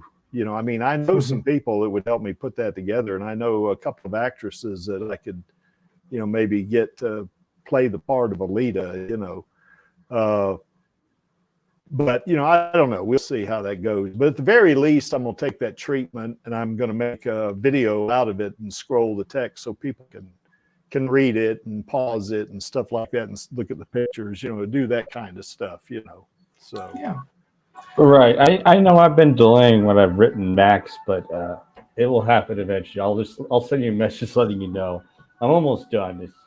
But yeah, Cool. it'll pretty much be really you got nothing to be ashamed about, man. That's right. I'm on hiatus, so I got to get my ass in the gear too. So you know, No, it's not that long. It's almost done. It's just that there's this nightmare thing that I'm not sure you could do PG-13 if there's like a person decaying to the bone and they're hugging you is a nightmare because the person in question died. As long as there's no blood, I think, and you know, like it's not like gruesome organs and stuff. Like if you have the flesh disappear off them fairly quickly, then and it's not particularly gruesome, then I think you can get away with skeletons. Maybe. It's all But skating hugging it's all about skating doing the it. fine line, as I understand it. But yeah, look, when I was about 10 years old, there was a movie that came out called oh God, why won't my brain work with these names and terms this morning? I'm having a terrible time. Sinbad and the Eye of the Tiger. oh gosh, I was 23 years old when that came out. I was a bit younger. Or no, I was older than that. I was 33 when that came out. That's right. Yes, 8,033. That's right, or something like that. Yeah, exactly. You know, That the stop motion skeletons that scared the shit out of me when I was 10. But you know, now I just look at it and laugh. But I mean, you know, well, that's like that movie Darby O'Gill and the Little People. I don't know if you remember that. That came out in the late 50s. I was a little kid, you know, and I saw that banshee in that damn thing, and it scared the crap out of me as a kid. You know, I was only like probably 8 or 10 years old, and that thing just scared the Jesus out of me. You know, so. But why I bring this up is because fear is very individual. And what bothers some people doesn't bother other people. So it's another one of those things where you got to skate the fine line and not upset too many people. Few people get upset, it's okay. Hopefully they're not, you know, very vocal, the vocal minority. But what I'm sort of getting at is that there's going to be a time gap. It may not be as extensive in the movieverse as it was in the. Well, I'm glad you pointed that out in my story because, I can't wait. I can't let it go after the AR units. It's got to be before that. So, yeah, exactly. Yeah. When she's reluctantly on side. Yeah, that's right. Yeah, that's it. Yeah. I mean, there's that whole tension of I'm doing this, but it's not my choice. It's some sort of boxed in sort of deal. And that's been clearly demonstrated in the manga by the fact that the pain button was worn, heavily worn. Lou actually says, geez, this button's worn, just about worn out. What is the previous guy been doing? No, I'm gonna get along with this cyborg. I'm not going to treat it like that. And I noticed in the chat here that they're mentioning Mad Max. Mad Max is a good Yes. sort of a good place to pilfer ideas. You could have the whole Mad Max 2 trying to monopolize fuel thing. I could see Barjack looking for fuel for their vehicles and Alita trying to stop them from stealing all the fuel. I could see, the list here, I'll just run through it and say where I think we could go with Alita for these stories. So the first one is Union Pacific story. The plot concerns either the construction of a railroad, telegraph line, or other type of modern technology or transportation, or follows the events happening at a pre-existing railroad. Wagon train stories fall into this category. So I wouldn't see wagon trains as being a thing in the Badlands, but certainly the railways, the factory railways, had to be built at some point. And they, depending on whether it's a period of expansion or contraction, certainly there's a period of contraction when we look at what the Barjack were doing in the manga. So we could see the Barjack attacking railway construction crews as they're expanding the railway to a new spot where they're going to set up a new factory farm, and Alita being tasked with protecting it. Yep. So that would be an interesting sort of that could be one of the early stories in which before Barjack gets busy and starts making the factory farm railway system shrink, as we know it does across the period of the Badlands arc. She could be looked down upon by the crews who are building the railway line. This could be where she starts getting her legend starts building, and the name that they call her, Angel of Death. Yeah, exactly. So that could be, the crews could be working there, and Barjack come charging in, and she just obliterates them. And people are like, oh my God, she's an angel of death. Hey, that's a good name for her. They start spreading the rumors and retelling the stories, and the legend starts growing, and the stories get bigger. We all know how storytelling, over a few alcoholic beverages, whatever your preferred type happens to be, these things grow and grow and grow in the retelling. So, a first short series could be her protecting the construction of a branch line for the factory railway, and how the railway workers start viewing her from just some meddling little cyborg girl to, oh my God, she's the angel of death. And how Barjack start relating to her to, oh, there's some new agent of the oppressors. And then they go, oh my God, stay away from her. She's freaking dangerous. Well, what would be kind of neat too is if some of those workers tried hitting on her, and she puts them in their place, just to kind of reinforce her image, And we can start bringing up that line that maybe she's used a lot. By the time she uses it on Figure 4, it's just, stay away from me. People around me tend to die. Yeah. And I could see Rosa, even if she was just voicing animation, but I could see her really putting in a good performance as tuned Alita, that not so much burnt out, but cynical and resigned sort of Alita, where there's nothing good left in the world anymore. I'm just going to keep killing until everything goes white. I could see Rosa doing an excellent job of that.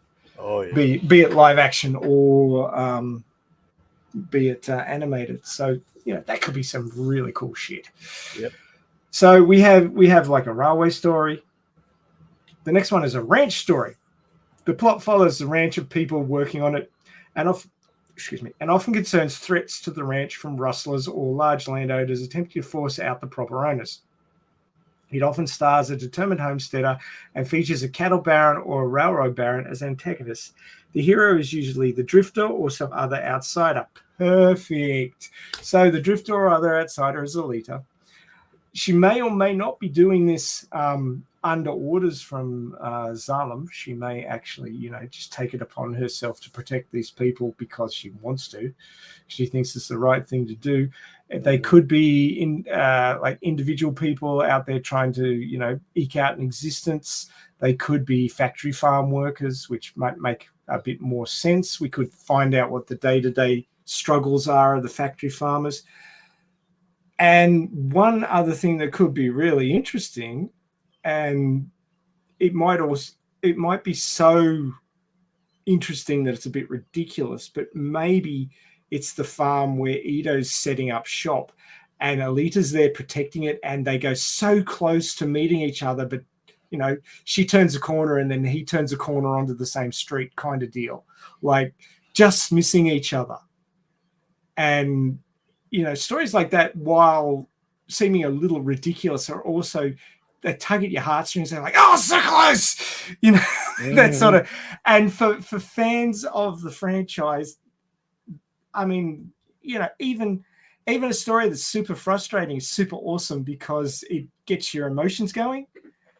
And I could see that being done, even if it's not done multiple times, but just once within that story arc, that Alita's maybe riding out of the town or whatever, or walking away or leaving the town after she saved it from Barjack.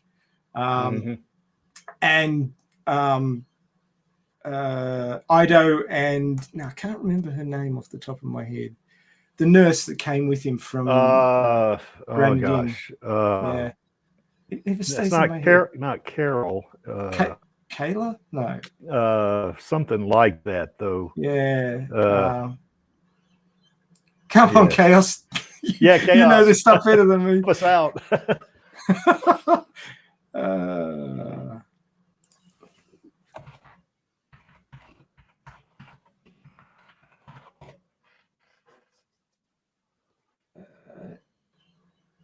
Kana. K-A-Y-N-A. Oh, yeah. That's right. Thank you, Professor Google. Yes.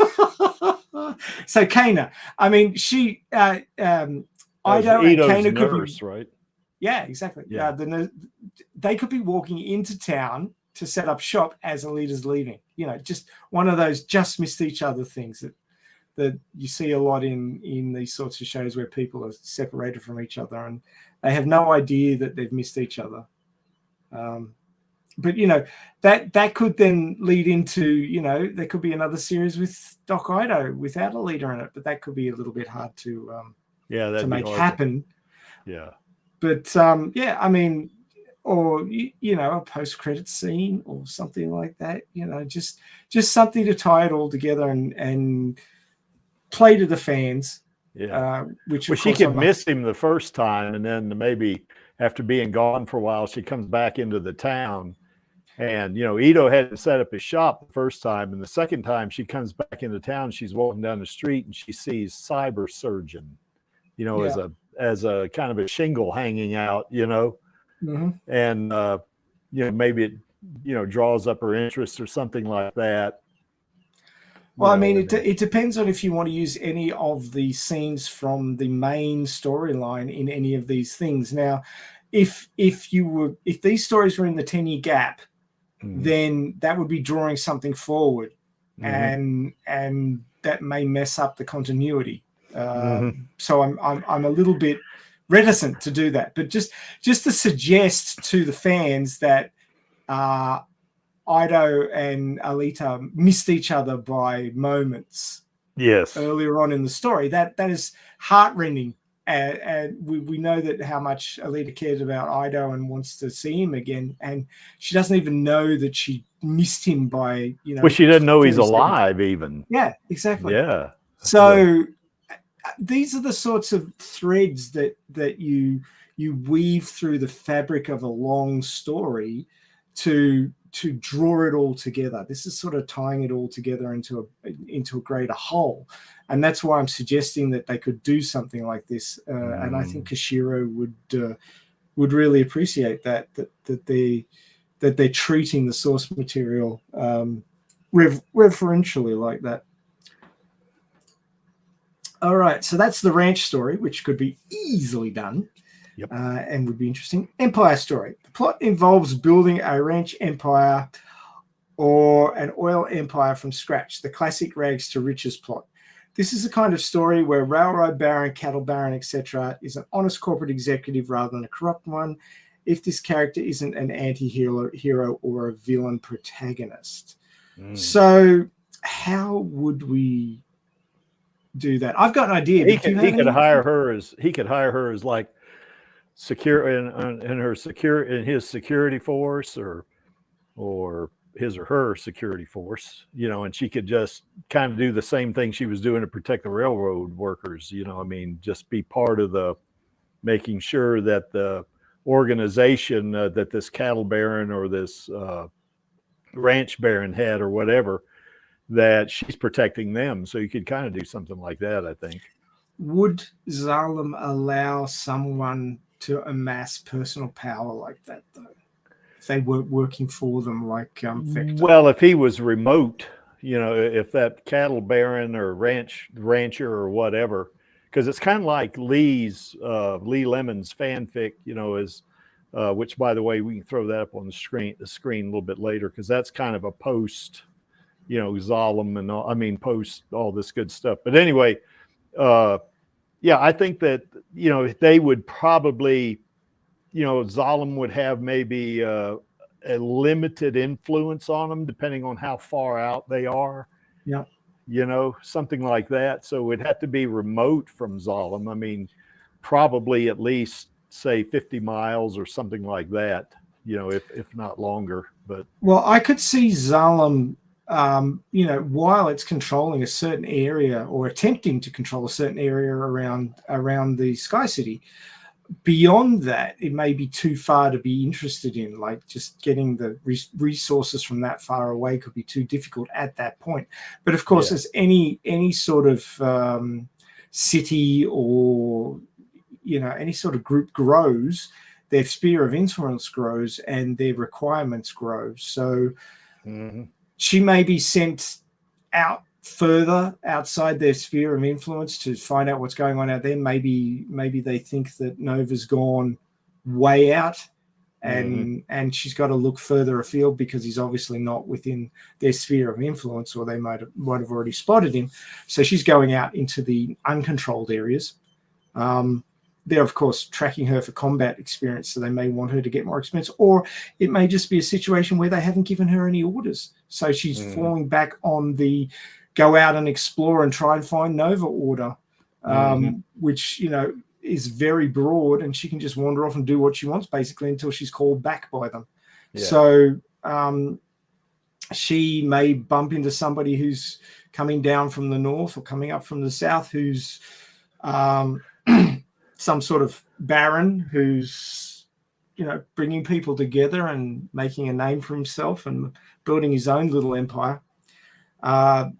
Zala may or may not know about it to start with, or they may discover it from what she's doing. And then she goes to help him, and then she gets torn by new orders that might be help crews from Zalem take over his empire. He's now been noticed, and he's big enough that, or she's big enough that they want what they've got. So Zalem says, go out and take it off them. And Alita may have made friends with this baron or what have you, and doesn't want to do that. So she's torn between doing what she's ordered and doing the right thing. and that might be, part of why she resists sometimes. So yeah, I mean, there's lots of scope there for telling different sorts of stories, and there's no real story without drama. There's no real story without challenge. Just day to day is like just getting by or just living, but you've got to be struggling with something to make it an interesting story for people to want to watch. So obviously she may go out there, meet up with people who work for this guy, get taken to see him. She finds him affable and trying to do something to help the people. So she says, well, I'm not under direct orders at the moment, so I can help you out. She goes and deals with some barjack or whatever is attacking, bandits or whatever. Yeah, whatever the hell happens to it. I don't think barjack should be the bad guy all the time, but I think it should be a recurring villain. So it could be barjack if barjack hasn't been there for a while, or it could be mole men who are coming up and attacking, taking the cattle for food or whatever it happens to be. Or maybe barjack is attacking these guys trying to get the fuel. There might be a continuing hunt for fuel story for their vehicles. Mad Maxi kind of... Yep. Not me. I'm not talking about me being Mad Max. I'm talking about the actual movies. Well, you are Mad Maxi, but other than that, yeah, well, I'm mad for Alita and the AlitaArmy, but I'm Absolutely. not Mad Max per se. I'm not an anarchist. But anyway, so yeah, I mean, there's lots of scope for this story, and there's lots of scope for this story to be turned on its head. So she makes friends with this person. People start to trust her, and then she's told to wipe them out and take their stuff. Which would not surprise me, knowing what Zala's like. So then she's got to decide: does she push back? Does she do what she's told? Does she just, stop being these people friends? Does she, go down and fall into a hole of depression? How does she deal with the shittiness that being a tuned agent and being a tool of Zala would bring to her life? So that's the Empire story, which, there's options there too. Which could lead us into the next one, which is Revenge Story. The plot often involves an elaborate chase or pursuit of a villain by an individual he wronged, but it may also include elements of the classic mystery story. That's obviously she's chasing Nova. So the Revenge Story is the sections where she's off after Nova.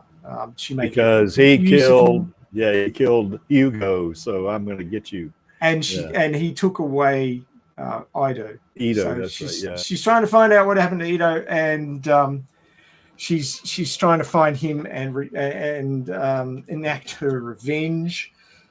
So there's a whole bunch of options there for revenge plots. Maybe she discovers somebody that she thinks is Nova, but is actually a clone. Could be the real Nova, may not be. Wants to revenge upon him. Maybe he's working as a doctor at a factory farm like Ido, and she first thinks it's Ido, but no, it's no. Oh my God, it's Nova, and he's helping people. What the shit is this? No, actually, it's a clone, and actually, he's doing secret experiments on them. He just looks like he's being a nice guy, and she's got to nuke his ass or something like that. There's all sorts of options where working out what's going on and dealing with it, and deepening her desire for revenge, or realizing that Nova has facets where he's actually helping people. The options are all there.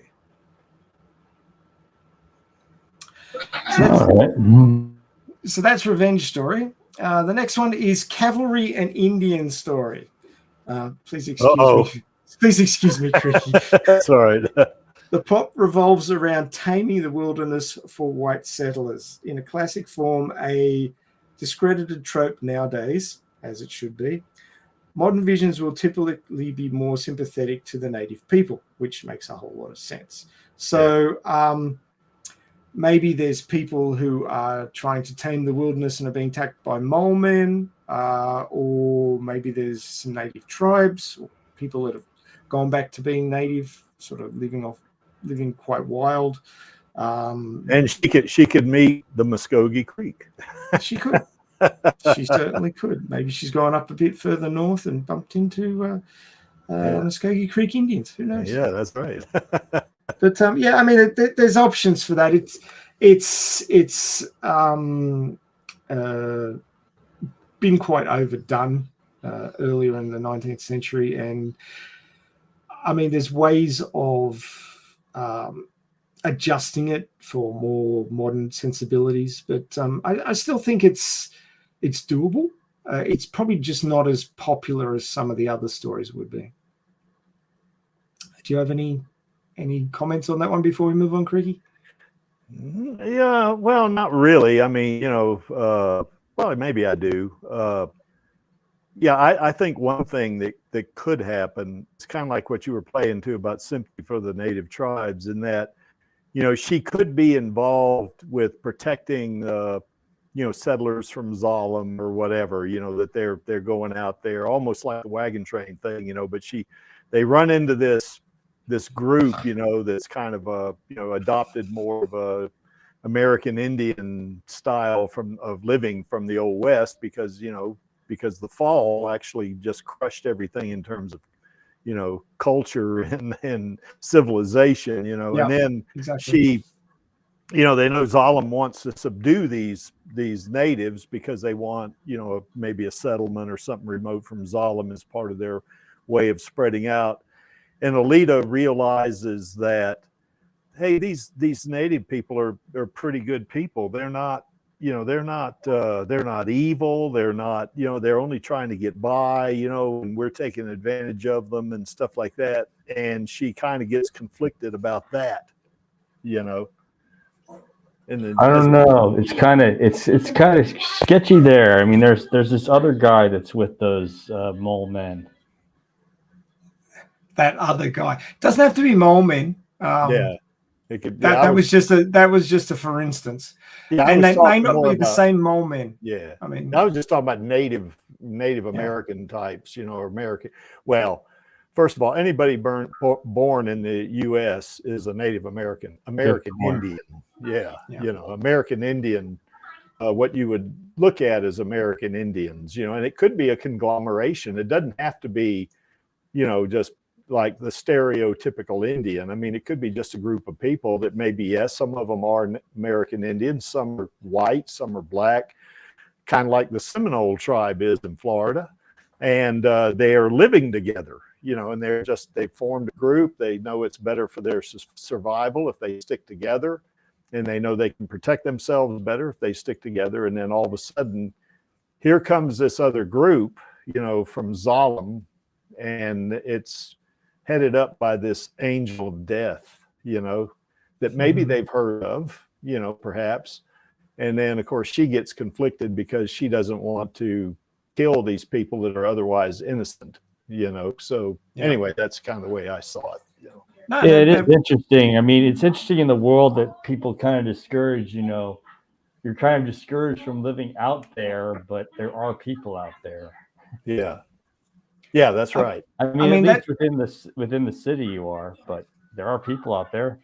Yeah. Well, let's get along. Statements are made that people gathered under Zalem for protection, and there's nobody else out there. Now, that's probably propaganda released by Zalem to stop people leaving because they need a workforce.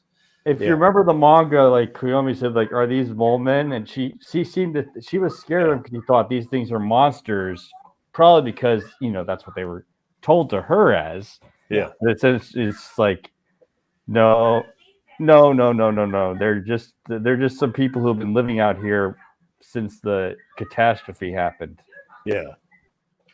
Well, since time immemorial, governments or people in control have always used the us versus them mentality and demonized the people who are out there to stop the people that they want to control from going out and mingling with them and maybe bringing back ideas that would then reduce their power or remove them entirely. Or people might leave and join them. Who knows? Exactly. Yeah, but that's right. reducing their workforce. You don't want your workforce to run off. You tell them that there's bad things out there, and then they don't leave, even though things are shitty where they are and they're being mistreated.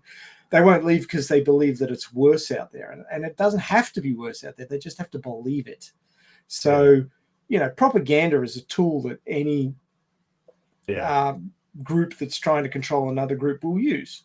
Yeah, that's So right. I think that these statements of, oh, yeah, everybody's gathered under Zalem and it's the only place where there's technology and it's the only place where there's society is just propaganda. That's how I Yeah. see it. And a lot of times when you're telling a story, you set up an idea and then you break it later on. And that's part of good storytelling. So I could see that being used in this situation.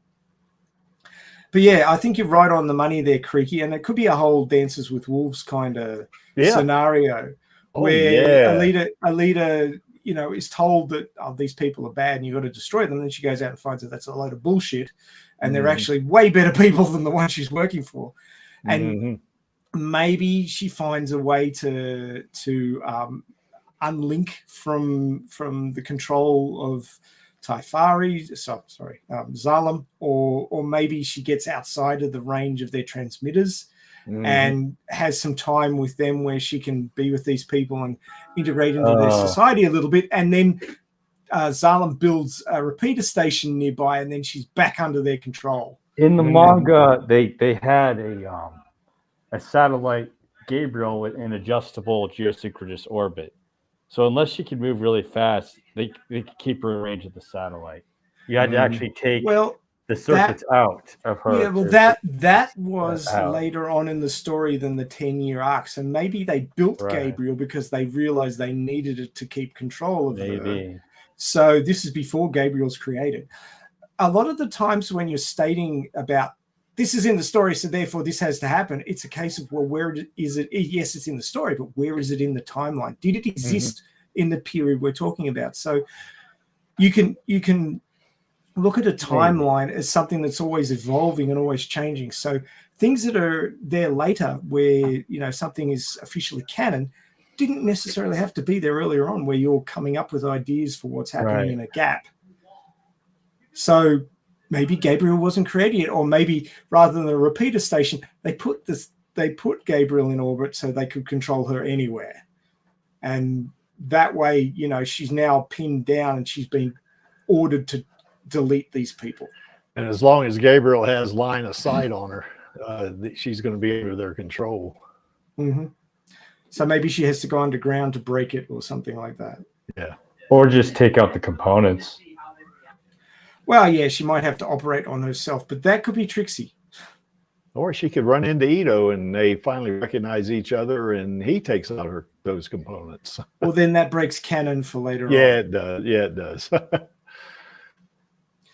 I mean, if that happened and then he erased that bit of her memory and then erased his memories because he found out about or couldn't deal with the secret of Zalem anymore, that would possibly fix it, but it's a little bit contrived. Yeah.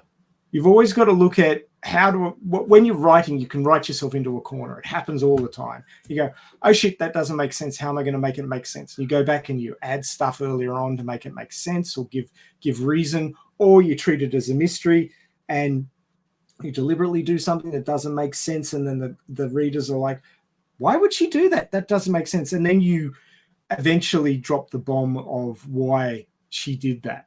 Because you can always have mysteries within a character's development as well as the world. So there's multiple ways to make the viewer or the reader more interested by not revealing everything. Mystery is a great way to keep people reading.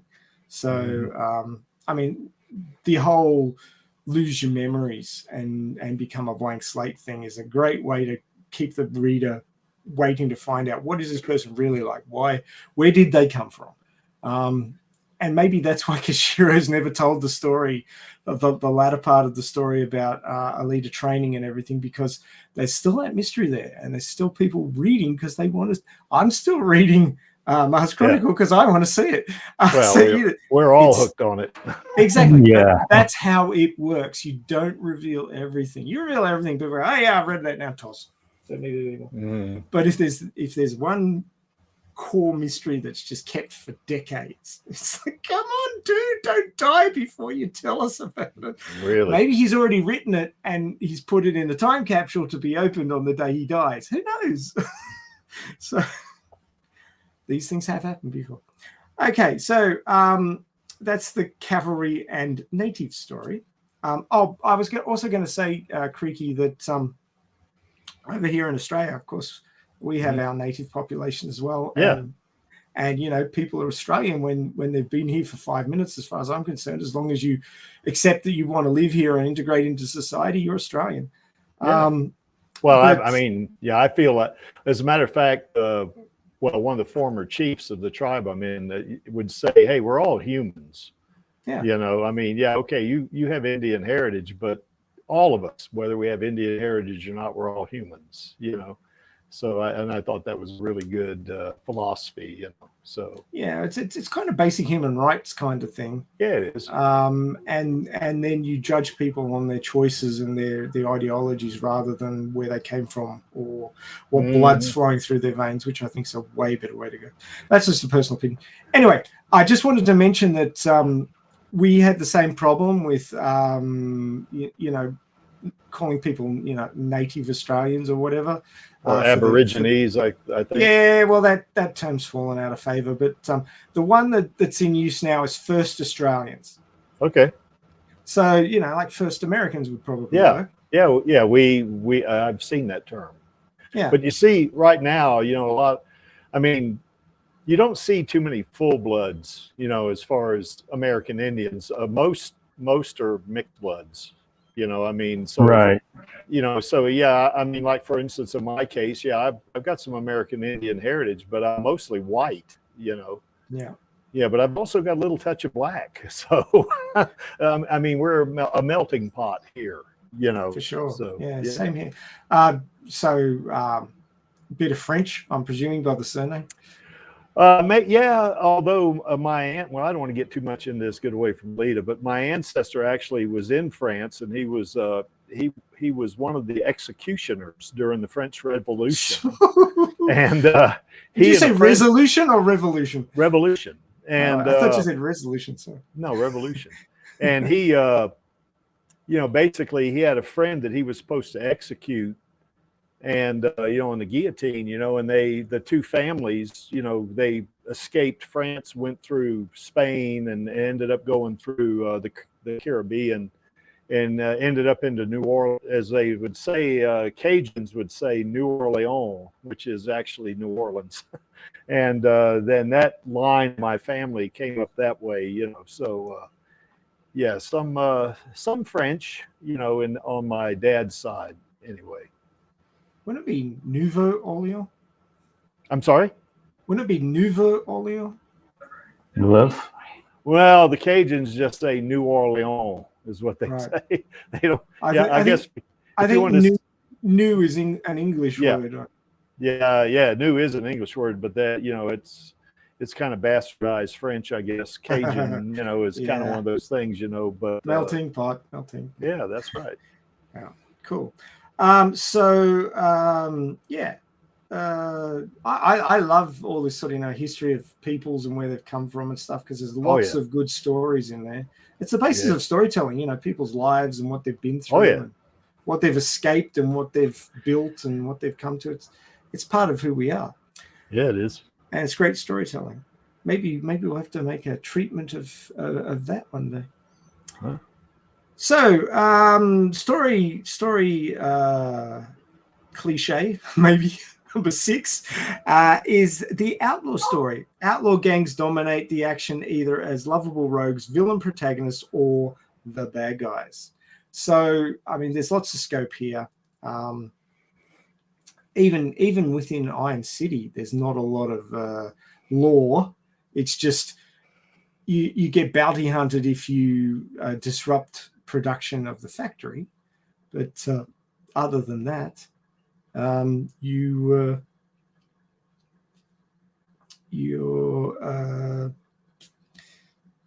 left alone to survive. There's not a whole bunch of law involved at all. So, you know, either in the city or outside of it in the Badlands, there's lots of scope for outlaw stories. The gangs could be barjack, they could be other groups. Maybe we could come up with something completely new, as Cameron is wont to do, to add something new to the storyline and the universe, add some flavor. But of course, Alita could end up going rogue for a little while and becoming the outlaw. She may decide that following what Zalem says all the time is not what she wants to do, and she may have good reason to do so. Protecting a group that's supposed to be destroyed, or she may have needs that aren't being taken care of, and she's got to take care of them by taking what she needs. I don't know, but there's many options for outlaw story. Although I feel that with the love that the AlitaArmy has, and most fans of Alita have for the character, they wouldn't want to see her going down too dark a road. They wouldn't want to see her becoming a true villain. They'd much rather her being more of the sort of Robin Hood kind of, give rob from the rich, give to the poor kind of outlaw, if she was going down that road. But there's levels of outlawishness. There's options there. And again, this could be before Gabriel's set up, so they don't always have control over her. And yeah, there's ways and means that she could be doing these things. Now, of course, we know that she gets the cross country. Now, what did they call them in the movie? Basically, the monocycles. God, why can't I think in terms today? My brain's tired.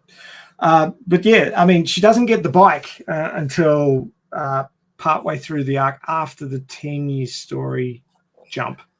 So she may be riding a horse at this stage. It may feel a lot more Western in that that she's riding a horse, because she's got to get around, and walking would take an awfully long time.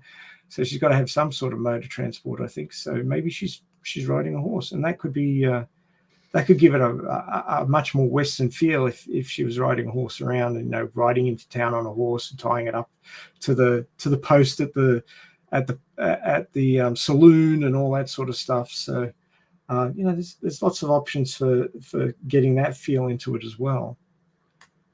Are you back yet, Craigie? Yeah, I'm back. All right. How's Doggo? Okay. Yep, he's on the back deck, just enjoying the cool weather. Chilling. Yeah. Quite literally. Yep. So outlaw story. There's plenty of options there, whether Alita's hunting the outlaw, or which would be well in line with what she's been sent out there to do. There may be outlaws preying on factory farms or the railway. They could be Barjack, or they could be some other group. I feel like using Barjack as a bad guys all the time would be too much. It would be good if there was some other smaller groups that she could just obliterate, because obviously she can't obliterate Barjack, because they have to be there later on in canon storyline. So we need to keep them around. She could, she could wipe put a out. hurting on them though. Exactly. But it could be an offshoot of Barjack, and maybe Barjack and Alita are hunting them down, and maybe they join forces for a little while, because these people are hurting. This breakaway group's even nastier than Barjack, and is hurting people. Barjack wasn't out to wipe everyone out. Barjack was there to fight against Zalem. Yeah. So Barjack and Alita's desires may align from time to time if there's a third group. The enemy of my enemy is my friend, at least temporarily. So she may end up working with them and getting a more understanding feeling for them, even if she can't just ignore them, because their actions may end up hurting her at some point. Barjack may have taken out a train that had her replacement parts or her service equipment on it, or something like that, and then she's got to get it back, or she's got to take them out because she can't function. So even though she's not directly against Barjack because she hates her masters in Zalem anyway, she has to treat them poorly to get the stuff back that she needs to do her job, or else she's gonna the guys up in Zalem are gonna be leaning on that pain button for days. So I mean, there's all sorts of options for multi-layered stories where Alita's allegiances are jumping back and forth, or she's, her best course forward is not the most obvious one, and that's how she's dealing with it. And then, of course, eventually she just gets sick of it all and kills everybody because sometimes she does that. She takes a left turn at Albuquerque and everyone dies because she's the angel of death. So I mean. Yes. There are options for all those sorts of things in the outlaw story trope. Yeah, Now, it's sorry. like I say frequently, is that she has her moments. Oh, for sure. Now, the last one on this list, because it's only a list of 7, and a lot of stories you can probably say, well, it doesn't seem like it's one of these stories, but if you really dig down to the tropes and the main core of the story, it actually fits into one of these, even sort of obliquely. So or it's one of these adjacent. It's a bit like it, but it's quite a bit different. So these are sort of just the main common contenders, but there are other story methods, plots out there. The last one here is the Marshall story. The lawman, his deputies, and the challenges they face drive the plot. The above outlaws are the natural antagonists in this kind of story, so expect a lot of overlap. So yes, Alita could be considered a marshal in that she's bringing the law not even the law, just the control of Zalem to the untamed lands. So she could be treated as a marshal, judge, jury, and executioner kind of deal. As she wanders around looking for Nova, she gets told, set up an outpost for Zalem here, bring our control to this township. The locals could push back. There could be outlaws. There could be townsfolk pretending to be outlaws trying to get rid of her, but then they realize she's not a bad person. She's just been forced to do these things. All this sort of preconceived notion being dissolved by interaction is what drives a lot of stories forward. So there's lots of scope in the Marshall story, especially as her being a representative of Zalem, for telling different stories about different folks and different situations. There's plenty of opportunity there in that particular one. What do you reckon, Creaky? Yeah, I think so. It could also be where she happens upon a town that has an established, I wouldn't call it law enforcement, but like a constable or somebody like that, that the locals have, entrusted that person to protect them. And, for some reason or other, she, kind of decides she's going to help that person, to protect the population or the locals against whatever that particular threat or those outlaws are, so she could even do it that way, Yeah, totally. I mean, like I said, there's hard tropes and there's trope adjacent, which is kind of in the area that you're staggering into at this point. And I mean, there's all sorts of other stories. Maybe Alita's been she's been out on a long sojourn into untamed lands, and she's copped some damage, and she's struggling to get back, and she collapses near a farmstead, and they help her, nurse her back to health, kind of things. What are you? We've never seen anything, like the body that you have. My husband knows a little bit of technology from tractors and stuff, but what you're packing is completely out of his range of knowledge. And Alita advises them how to help her out, and they fix her up a bit, and then they get attacked, and she helps them out by fighting off bad guys, and they're very grateful. And she says, well, don't rely on me, I'm not going to be around much longer, I'm under the control of this Sky City, and they're like, wow, I've never even heard of a Sky City. What the hell is that? Yeah. And she might tell them about it and regale their children of the stories of the scrapyard and become a sort of a traveling storyteller sort of figure for a little while. And there's so many options. That was just shit that I just came up with off the cuff. Well, here's another one just off the cuff. She comes into this town that does have like a law enforcement officer, but she goes into what you would think of as a saloon. Maybe not truly like that much like the Old West, but maybe somewhat like it, because maybe she wants to get a drink of maybe just water or something like that. And she goes in there. And in there is a guy that's kind of the bully of the town that the sheriff, is not willing to confront him and all that. And he kind of sees the son of the local landowner. Yeah, kind of like in Cowboys and Aliens. Uh-huh. So, but anyway, he kind of, is attracted to her or something like that, and he's, kind of comes in there to maybe, hit on her or something like that, and she's not interested. She just wants to get a drink of water, and it kind of is an affront to his ego, and the people around are kind of freaking out because he's kind of a badass guy, and then he when she kind of spurns him, he gets violent on her, and she takes him out within a matter of maybe a half a second, Yeah. something like that. And another face table. Yeah, that's right. Or except worse, maybe his head comes off, something like that. But anyway, the people are grateful to her, for killing this guy, and the marshal, maybe thanks her, and the story develops from there, So, that's another thing that they could do, because I think any guy like that, an outlaw or anything that would try to force himself on her, would be doing so at their own peril. Oh, for sure. So, well, you got to think that if you face table a flesh boy, it's going to be knocked out at the best and broken neck at the worst. So yeah, you could take somebody out very quickly who's not a cyborg like that. Or, you could also have the situation where the local bully challenges her to a gunfight.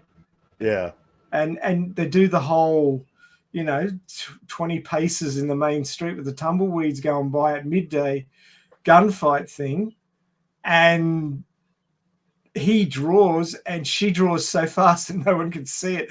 They don't even see the gun, but he's got this hole blown through the middle of him and he just falls down. There's so many ways that you could channel the Old West and make it cybernetic and make it epic. Yeah. There's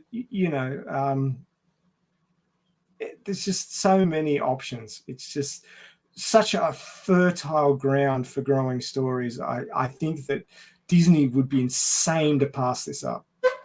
Yeah, there was an old Western, and I can't recall, maybe you or KAOS could recall, or maybe Tony, but there was an old Western where there was a marshal there that these outlaws were coming to kill him because he had, I don't know if he'd killed one of their friends or imprisoned them or something like this.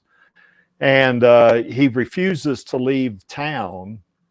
And, and this could be a follow on to what you were saying, Maxie. Maybe Alita, guns down this guy, or even my story where she kills him in the saloon, and word gets out, that this guy was killed, by this unknown person. So this gang is going to send their gang in there to kind of take revenge on this guy. And then, Alita faces up to them and just takes them all out, because, she's got that speed and you got, all and strength and that kind of stuff. And so she's that got could be all of fun little gadgets from being a tuned agent. So she could put those out on display as well. The bees. And that was called, what was that called? Something like High Noon. That's what it was called. I don't know if you ever saw that. Oh, yeah. Yeah. What you got to realize, Creaky, is that my father was a Wild West fanatic. Oh gosh. Yeah.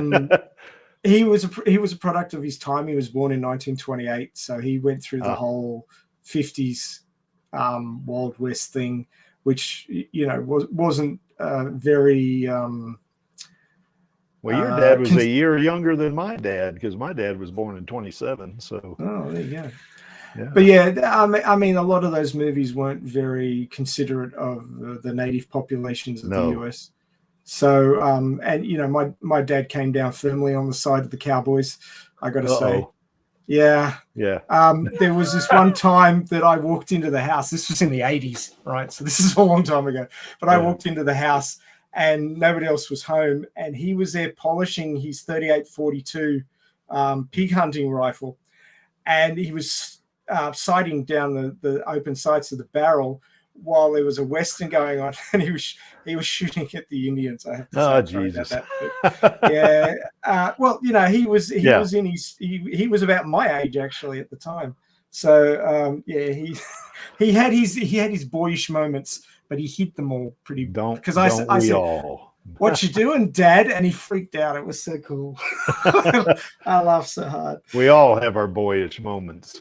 Yeah, but you know, he was brought up in a time where you had to be a man and you had to act serious and blah blah blah blah blah and so forth and so on. But I mean, yeah, I'm a product of his time. That's the way they looked at it. That stuff doesn't bother me. I mean, when I was a kid in school, you know, in the 70s and 80s, you wanted to be the Cowboys because they won. If you're playing Cowboys and Indians. Did you see that movie Quigley Down Under? I know of it and I've seen clips, but I haven't watched. Yeah, you should watch the whole thing because it's kind of the old West, but it's set, of course, in Australia where the first Australians, you know, are the people being oppressed by this cattle baron. You know, a guy that owns it. It's played by Alan Rickman. He's was really good at that role, you know, and of course Tom Selleck was the cowboy, you know. So Alan Rickman was good at every single friggin' oh role yes, he he played. was. Man, that guy was so great. I always remember him in Galaxy Quest. Yes, thank you. Yes. You're reading my mind. Yeah, he was But great. yes, he could just, you know, do anything, and the more over the top it was, the better he was at it. Oh God, yes, he was super. But he always brought a sort of professionalism and a sort of almost regal bearing to what he was doing. So it didn't feel over the top; it just felt bigger than life. You know.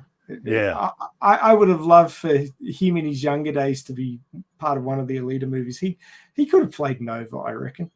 Yeah, he certainly Maybe. could. I've also been floating in my head the idea of like Willem Dafoe or what's the other guy? I at first thought it was like Christoph Waltz who was Destiny Nova before when I heard about it. Oh. Well, you see what Christoph Waltz did in Inglourious Bastards, and you go, yeah, well, he could do Nova, no worries. Mm-hmm. But it just shows the range of these actors that they can go from like dad mode into complete evil bastard mode and back again. It's just great acting chops. But yeah, I think we've probably flogged this one. Maybe it may be a dead horse now. We might have to leave it in the desert and continue on foot. Well, But let's do these fan stories. I mean, I guess the one I'm doing is not that crazy. It's just like it's various characters telling what happened leading up to Last Order and Alita going into space. That's it.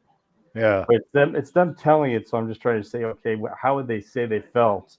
And when it came to Alita, it was just like, well, I just can't kill Koyomi because she's like someone I knew, and I just don't want to be the one who does it. Yeah. She's someone I know. She's someone who didn't die. She's someone who actually saved her life.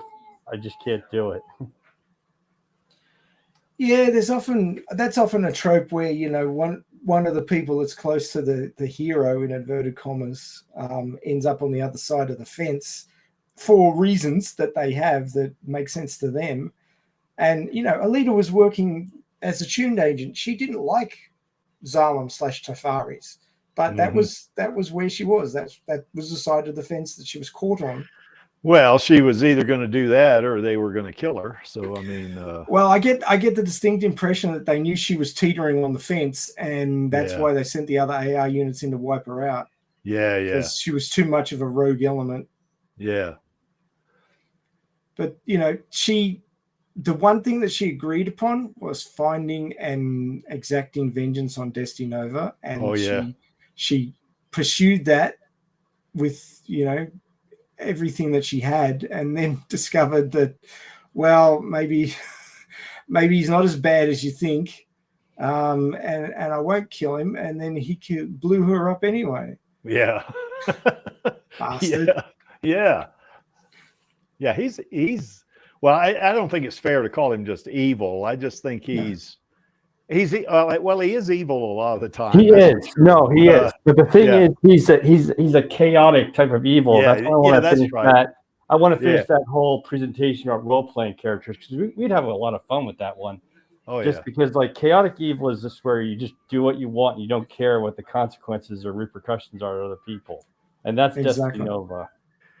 Yeah, if you saw that movie Cowboys and Aliens, there's a line in there that Clancy Brown uses. You remember he was the preacher in there, and he was he was working on I remember him, Jake Lonergan, and he said, I've seen Starship Troopers as the sergeant, but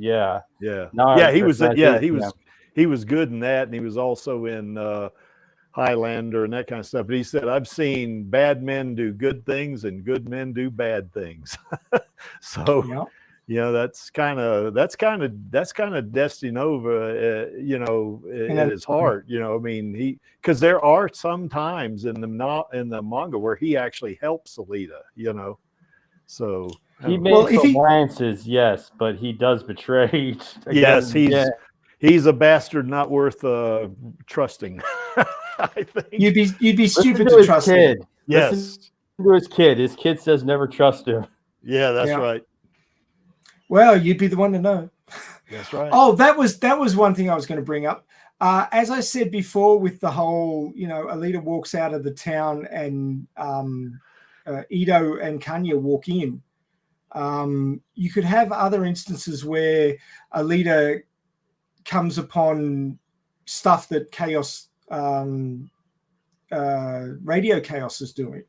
Or maybe she hears his broadcast but doesn't really put much stock in it at the time. You just want to bring things into these stories in that 10-year time gap, which link it to the later stories, which are canon, so that it all feels like a congruous world, that it's all interconnected and it's all happening together. Yes, thank you. That's a better word, cohesive. So yeah, I mean, it's done a lot. When you go back and do prequels and things, that stuff happens in the prequel that's tied into what you see later on. And it's this whole timeline thing where everything isn't fixed as it is in the canon stories. It maybe be building up from there, like the railways are being built.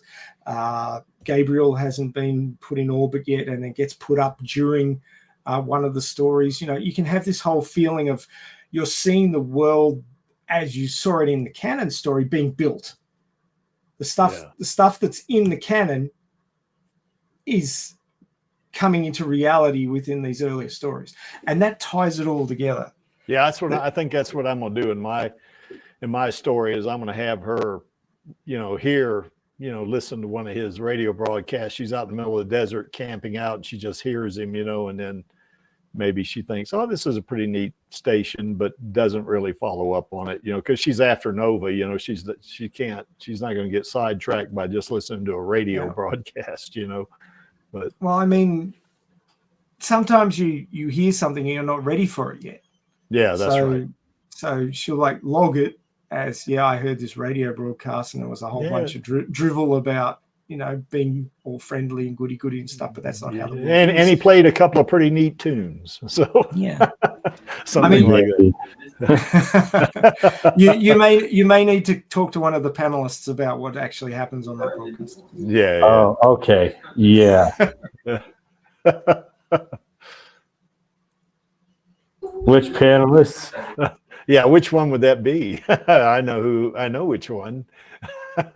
So just having a quick look at chat here, we've got David Watson saying, remember the old show Kung Fu?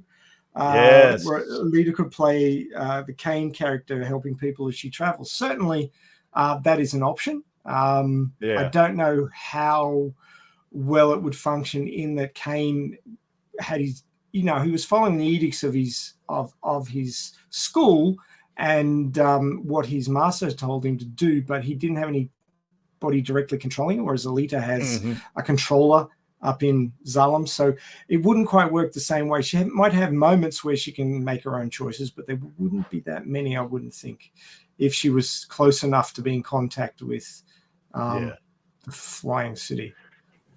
Well, there's another thing too, that there was another old Western called Wanted Dead or Alive, and it was one that Steve McQueen was in where he played a bounty hunter.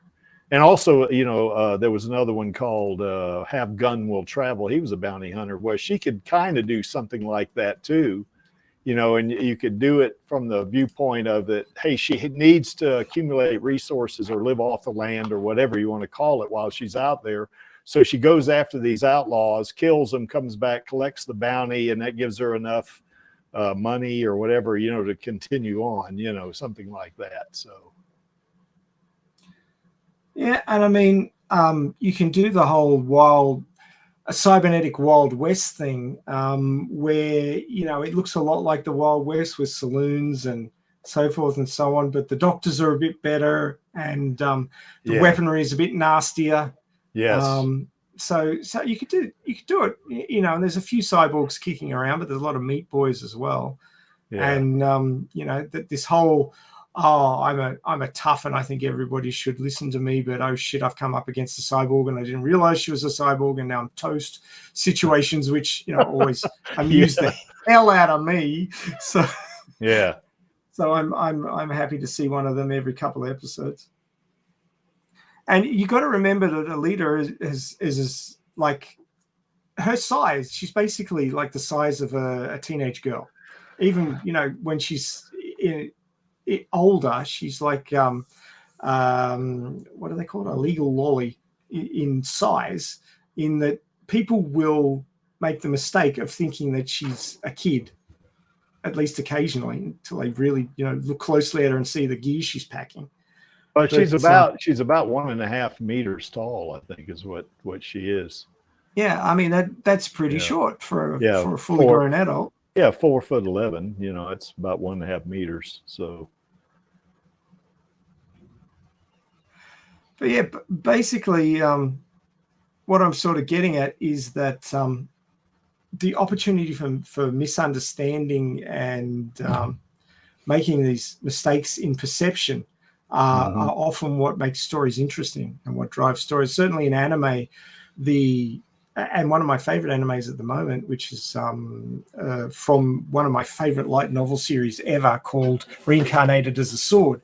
And of course, it sounds a bit stupid until you find out there's a light novel called Reincarnated as a Vending Machine, which I have not read yet, but I'm going to, just to find out how they actually make it work. The full title is Reincarnated as a Vending Machine. I now wandered the dungeon. Yeah. So... one neat thing about an Alita's story too would be if you could somehow, when she goes into a place, maybe could be a bar, it could be like a restaurant, or not a restaurant, but like a deli or whatever, whatever they serve food, in these little towns, and it's not readily apparent when she walks in, that she's a cyborg. In other words, she could be wearing gloves or something like that. And she's got that big coat on. She walks in, and when you first look at her, you say, well, it's just a little girl, and then you approach her to the bar. Let's say it's in a bar, and you try to force yourself on her, and she looks at you, and you see those big eyes, and you could kind of go from there, for the person that intends to, force himself on her or take advantage of her or something like that. He slowly realizes, holy shit, this is not a person that I want to screw with. Exactly. Just getting back to the point I was making for a second. Sorry. That's all right. But in Reincarnated as a Sword, rather than the isekai protagonist being reincarnated as a person who's OP, his soul gets put into a sword by God, and he becomes a sentient weapon. And he's got telekinesis, so he can move himself around at least. Like he gains levels and stuff like a normal person would, although he's got this special ability to steal skills and stuff and share them with his wielder. And he ends up getting picked up by a 12-year-old slave black cat beastkin, and she has this desire to become evolved because no black cat has evolved in recent memory, and the black cats are really mistreated, so she's considered the weakest of the weak. So every time she wanders into a bar or wanders into the guild to get another mission, everybody's like, "Oh, there's no way she's that rank, or there's no way that she's got this nice sword. I'll just take it from her because there's no way that she can wield it properly." And rah rah rah rah rah. And she basically cuts them off at the knees, quite literally. And that's what I could see Alita doing. She looks like a teenager, and people will take her as a kid who can't do anything, and she will obliterate them. Yeah. And that, bullies being taken down a peg, or had a hole blown through them or whatever, for me personally is a really satisfying story. Oh yeah, it is. So I'm up for that. I'm totally up for Alita being misconstrued as a helpless teenager and her proving that wrong in very bloody and gruesome ways. So let's see a bit of that. Yeah. And that's why I want it to be R-rated, these things to be R-rated, and that's why I want them to be on a mature channel, because I mean there's a lot of contention about having younger looking main characters in an adult story, and I can understand from certain points of view that that's a worry, but Alita looks young, but she's not young, so there's no problem there. Mm-hmm.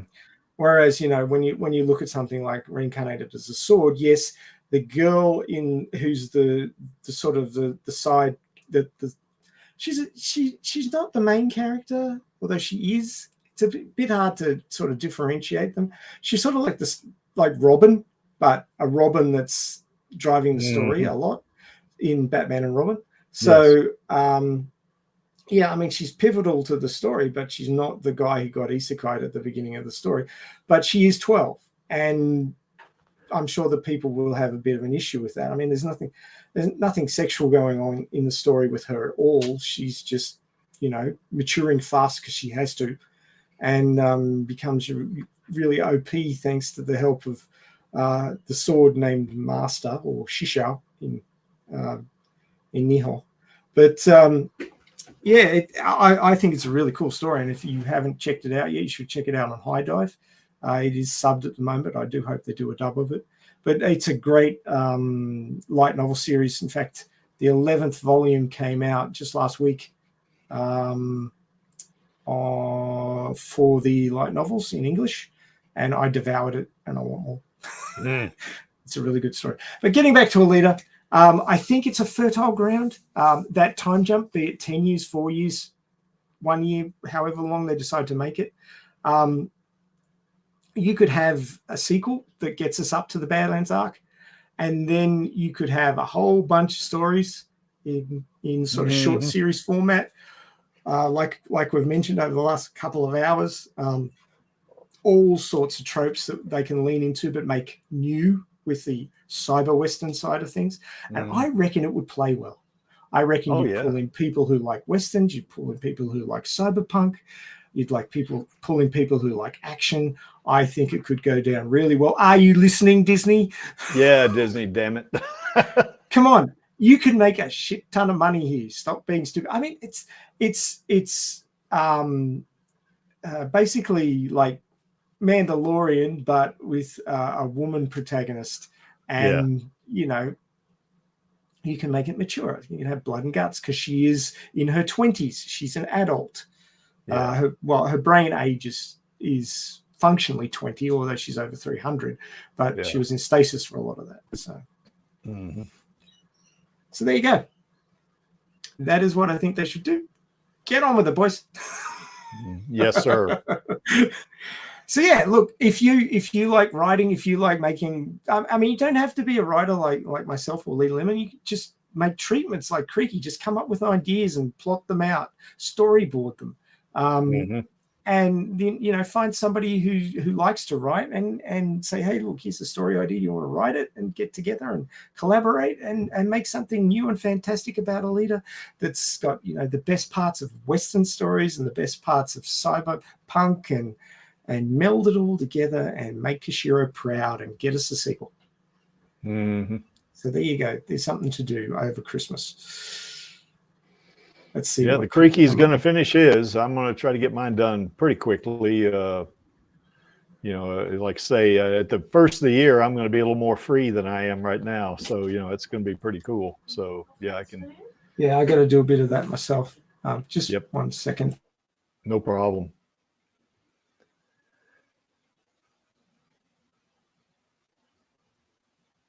Yeah, Sorry, the the ground miss- is. Sorry, go ahead.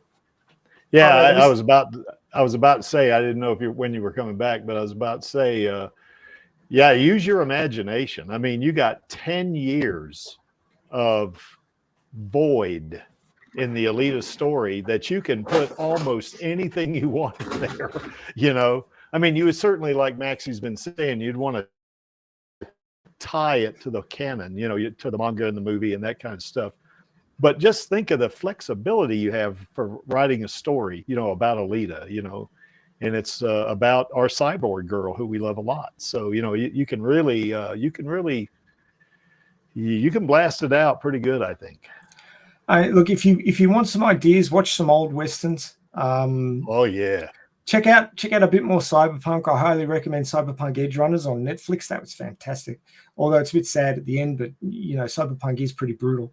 But that will watch some westerns and watch that, and that will get you into the mode. Or always watch Alita Battle Angel again. Read the manga. Read the Badlands arc. You'll pick up on all sorts of little ideas. Just jot down some notes, and then start coming up with an overall story sketch. And make a treatment like Creaky, and you two could be involved in creating some new stories for Alita, which would be fantastic. Yeah. By the way, if anybody wants to send me any ideas, for a different story or even something you'd like to see me put in my story, DM me. I just want a good story. I don't have any pride of ownership or anything like that in it, so. Well, between Kishiro and Disney, there's not going to be a lot of ownership. Yeah, that's right. And Cameron, but, you can still be a fan, and you can still fanfic with the best of them. Oh yeah. Well, that kind of clears that up for this week. What are we going to be talking about next week? Well, Battle of the Bods. Which of Alita's cyborg bodies will be voted the best? So, Tony, if you're listening, we need to get a vote set up. Which you've done. Well, this is going to be my turn to it is. Yeah, to do the stream. So what I'll put together. We know she's got 10 bods. We did something like this on our stream about 3 weeks ago. And it was mostly on Uwu, not that which bod had the most capability. We did Uwu. But what I'll do is I'll put together like a little single elimination thing where we pair up the bods and, we have a vote, on which one wins. Are you going to do it on the live stream? Vote on the live stream? Yeah, we'll do it on the live stream. Oh, yeah, that's cool. Right. Yeah. Yeah, my antenna went up on this one. I'm actually not going to be there next week, so I won't get to vote. Damn it. Well, you could, if you're in the chat, you'll be able to vote. I hope. Well, yeah, if I can get there while I know I'm going to be out with the wife next week, so yeah, it could be a little bit tricksy, but hopefully Angelus will be well by then and able to host. Well, if he isn't, the Creek can run it. So you're the man, Creaky. I can do it. I got experience now at the streaming, so it's not. And anybody else that this is something that you can all take away. Those you in the chat, you too can get into this. I mean, Maxie and I, neither one were experts at this when we started. We Still not. learned by, yeah, we're still not. That's right. We learned by hard knocks, and we're still learning. So, I mean, but we just do it because it's fun. That's why I do it. So, You have your good days and your bad days at it, but basically you've got to remember why you're doing it, and that's what keeps you doing it. I mean, who thought we'd get up to episode 142? yeah. I certainly didn't when we started it out. Man, I didn't think it would last 5 episodes, so I've done pretty well. I understand why you thought that when I saw the very first one. Yeah. But it looked like it was fun, though. So, oh, we were young and naive back in them days. well, not that much younger.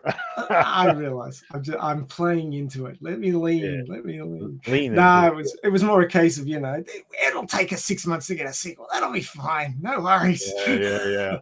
Uh-huh. Anyway, didn't realize how hard-headed Disney could be, but there you go. Yeah. So yeah, that'll be next week. Battle of the Bods. We're going to come out with a winner of which body is best. So you'll be including manga and movieverse bods. Yeah, all Cool. the mods. Yeah. So if you want to have a say on that one, if you want to be part of that, if you want your vote to count, you better show up and listen next week. Or if you really want to get involved, then you may have a body that you think is the best motorball body. You may want to try and convince people of that and get them all to vote for that one and have that one come out the winner. You can do that. How can you do that? Well, you could join the stream. You could be one of the people up here talking your butt off about the favorite Alita body that you like the best and you want to win, and convincing everybody to vote for that one. How do you do it? Well, there's a link under the screen that you're looking at right now, be it in the live stream or the recording, and you can click on that one and you can go to the episode 143 heading and put your contact details under there, be it an email address or a Twitter handle, and we will get back to you and get you on the stream and tell you how to hook up. But it's pretty straightforward. It's just choosing an image and clicking a few buttons and you're good to go. Or you could show your face if you feel like doing that. Of course, it's Sunday morning and I'm looking a bit worn out after Saturday night, so I don't generally show my face. It's I don't want to drive people away, but if you really want to see what I look like on a Monday morning, you could always go and have a look at the video versions of the Sci-Fi Remnant podcast on this here YouTube. Just search up Sci-Fi Remnant and you'll see me and the other two lads there talking away, and me looking probably a bit tired and haggard. But or you could look at some early Radio KAOS vids. Yeah, don't do that. Anyway, so you can be part of the team if you want to, or for any particular topic, be it next week's or one of the others, or you can suggest your own.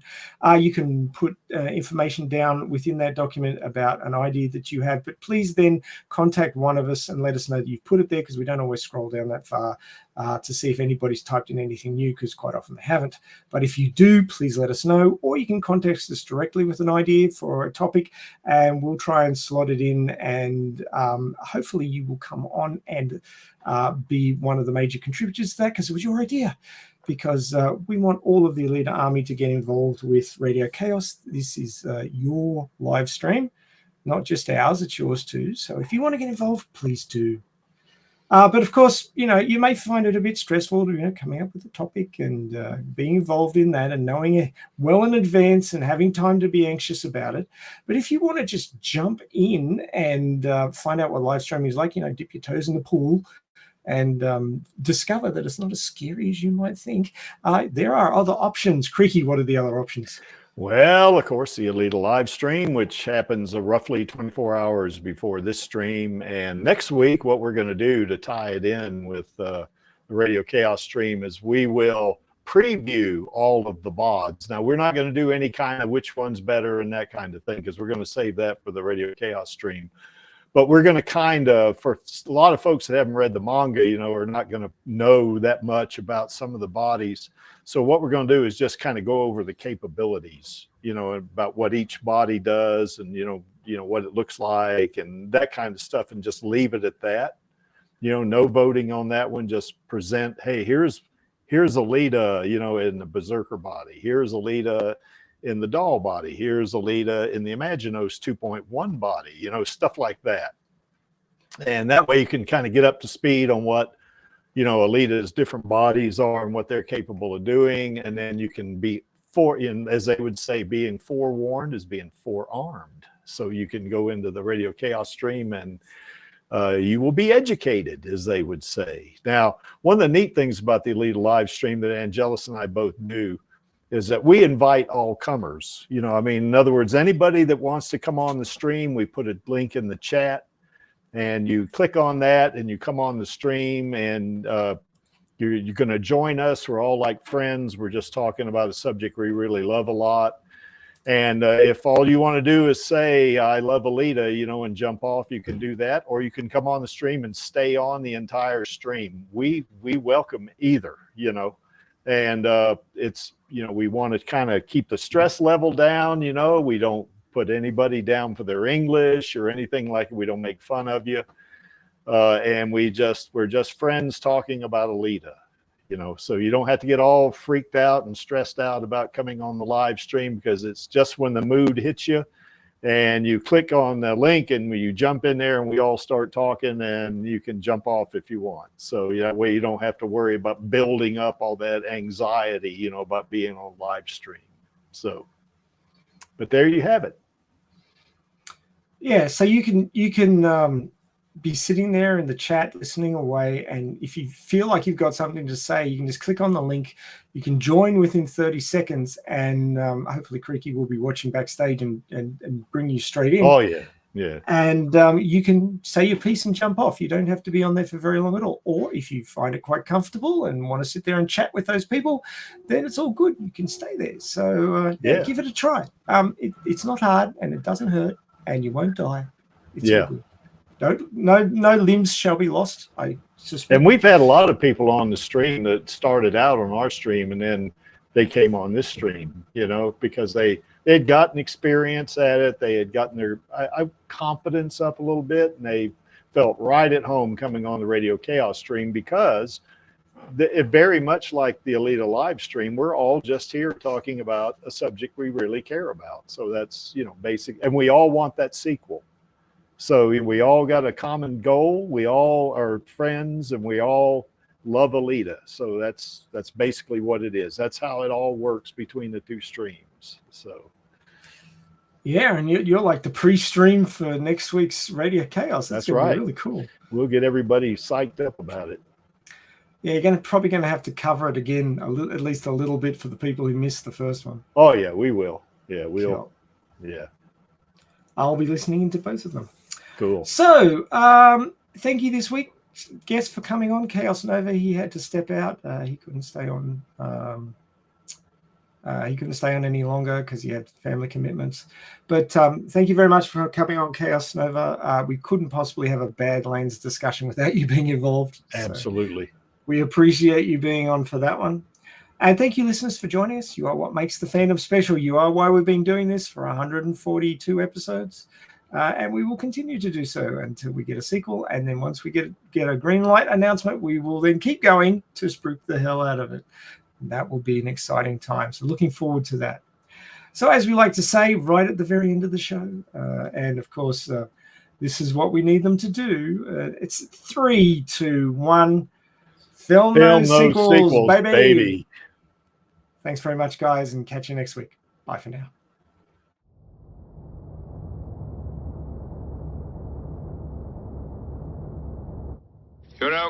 Back when I was in the academy, we would follow every toast with a song.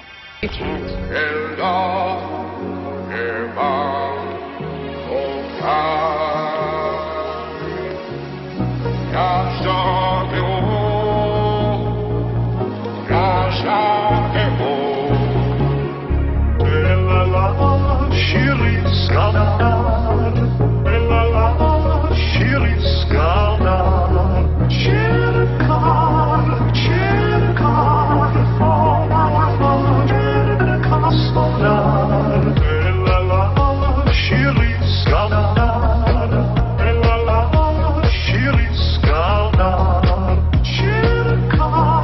Cheer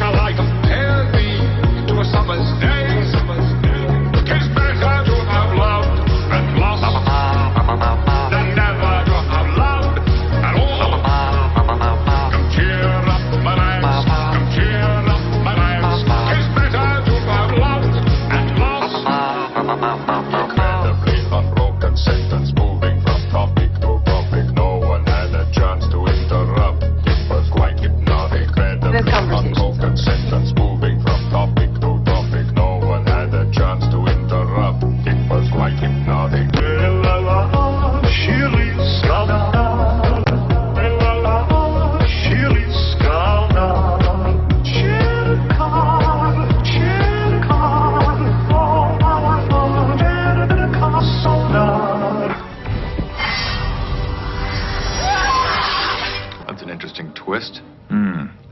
He was an idiot.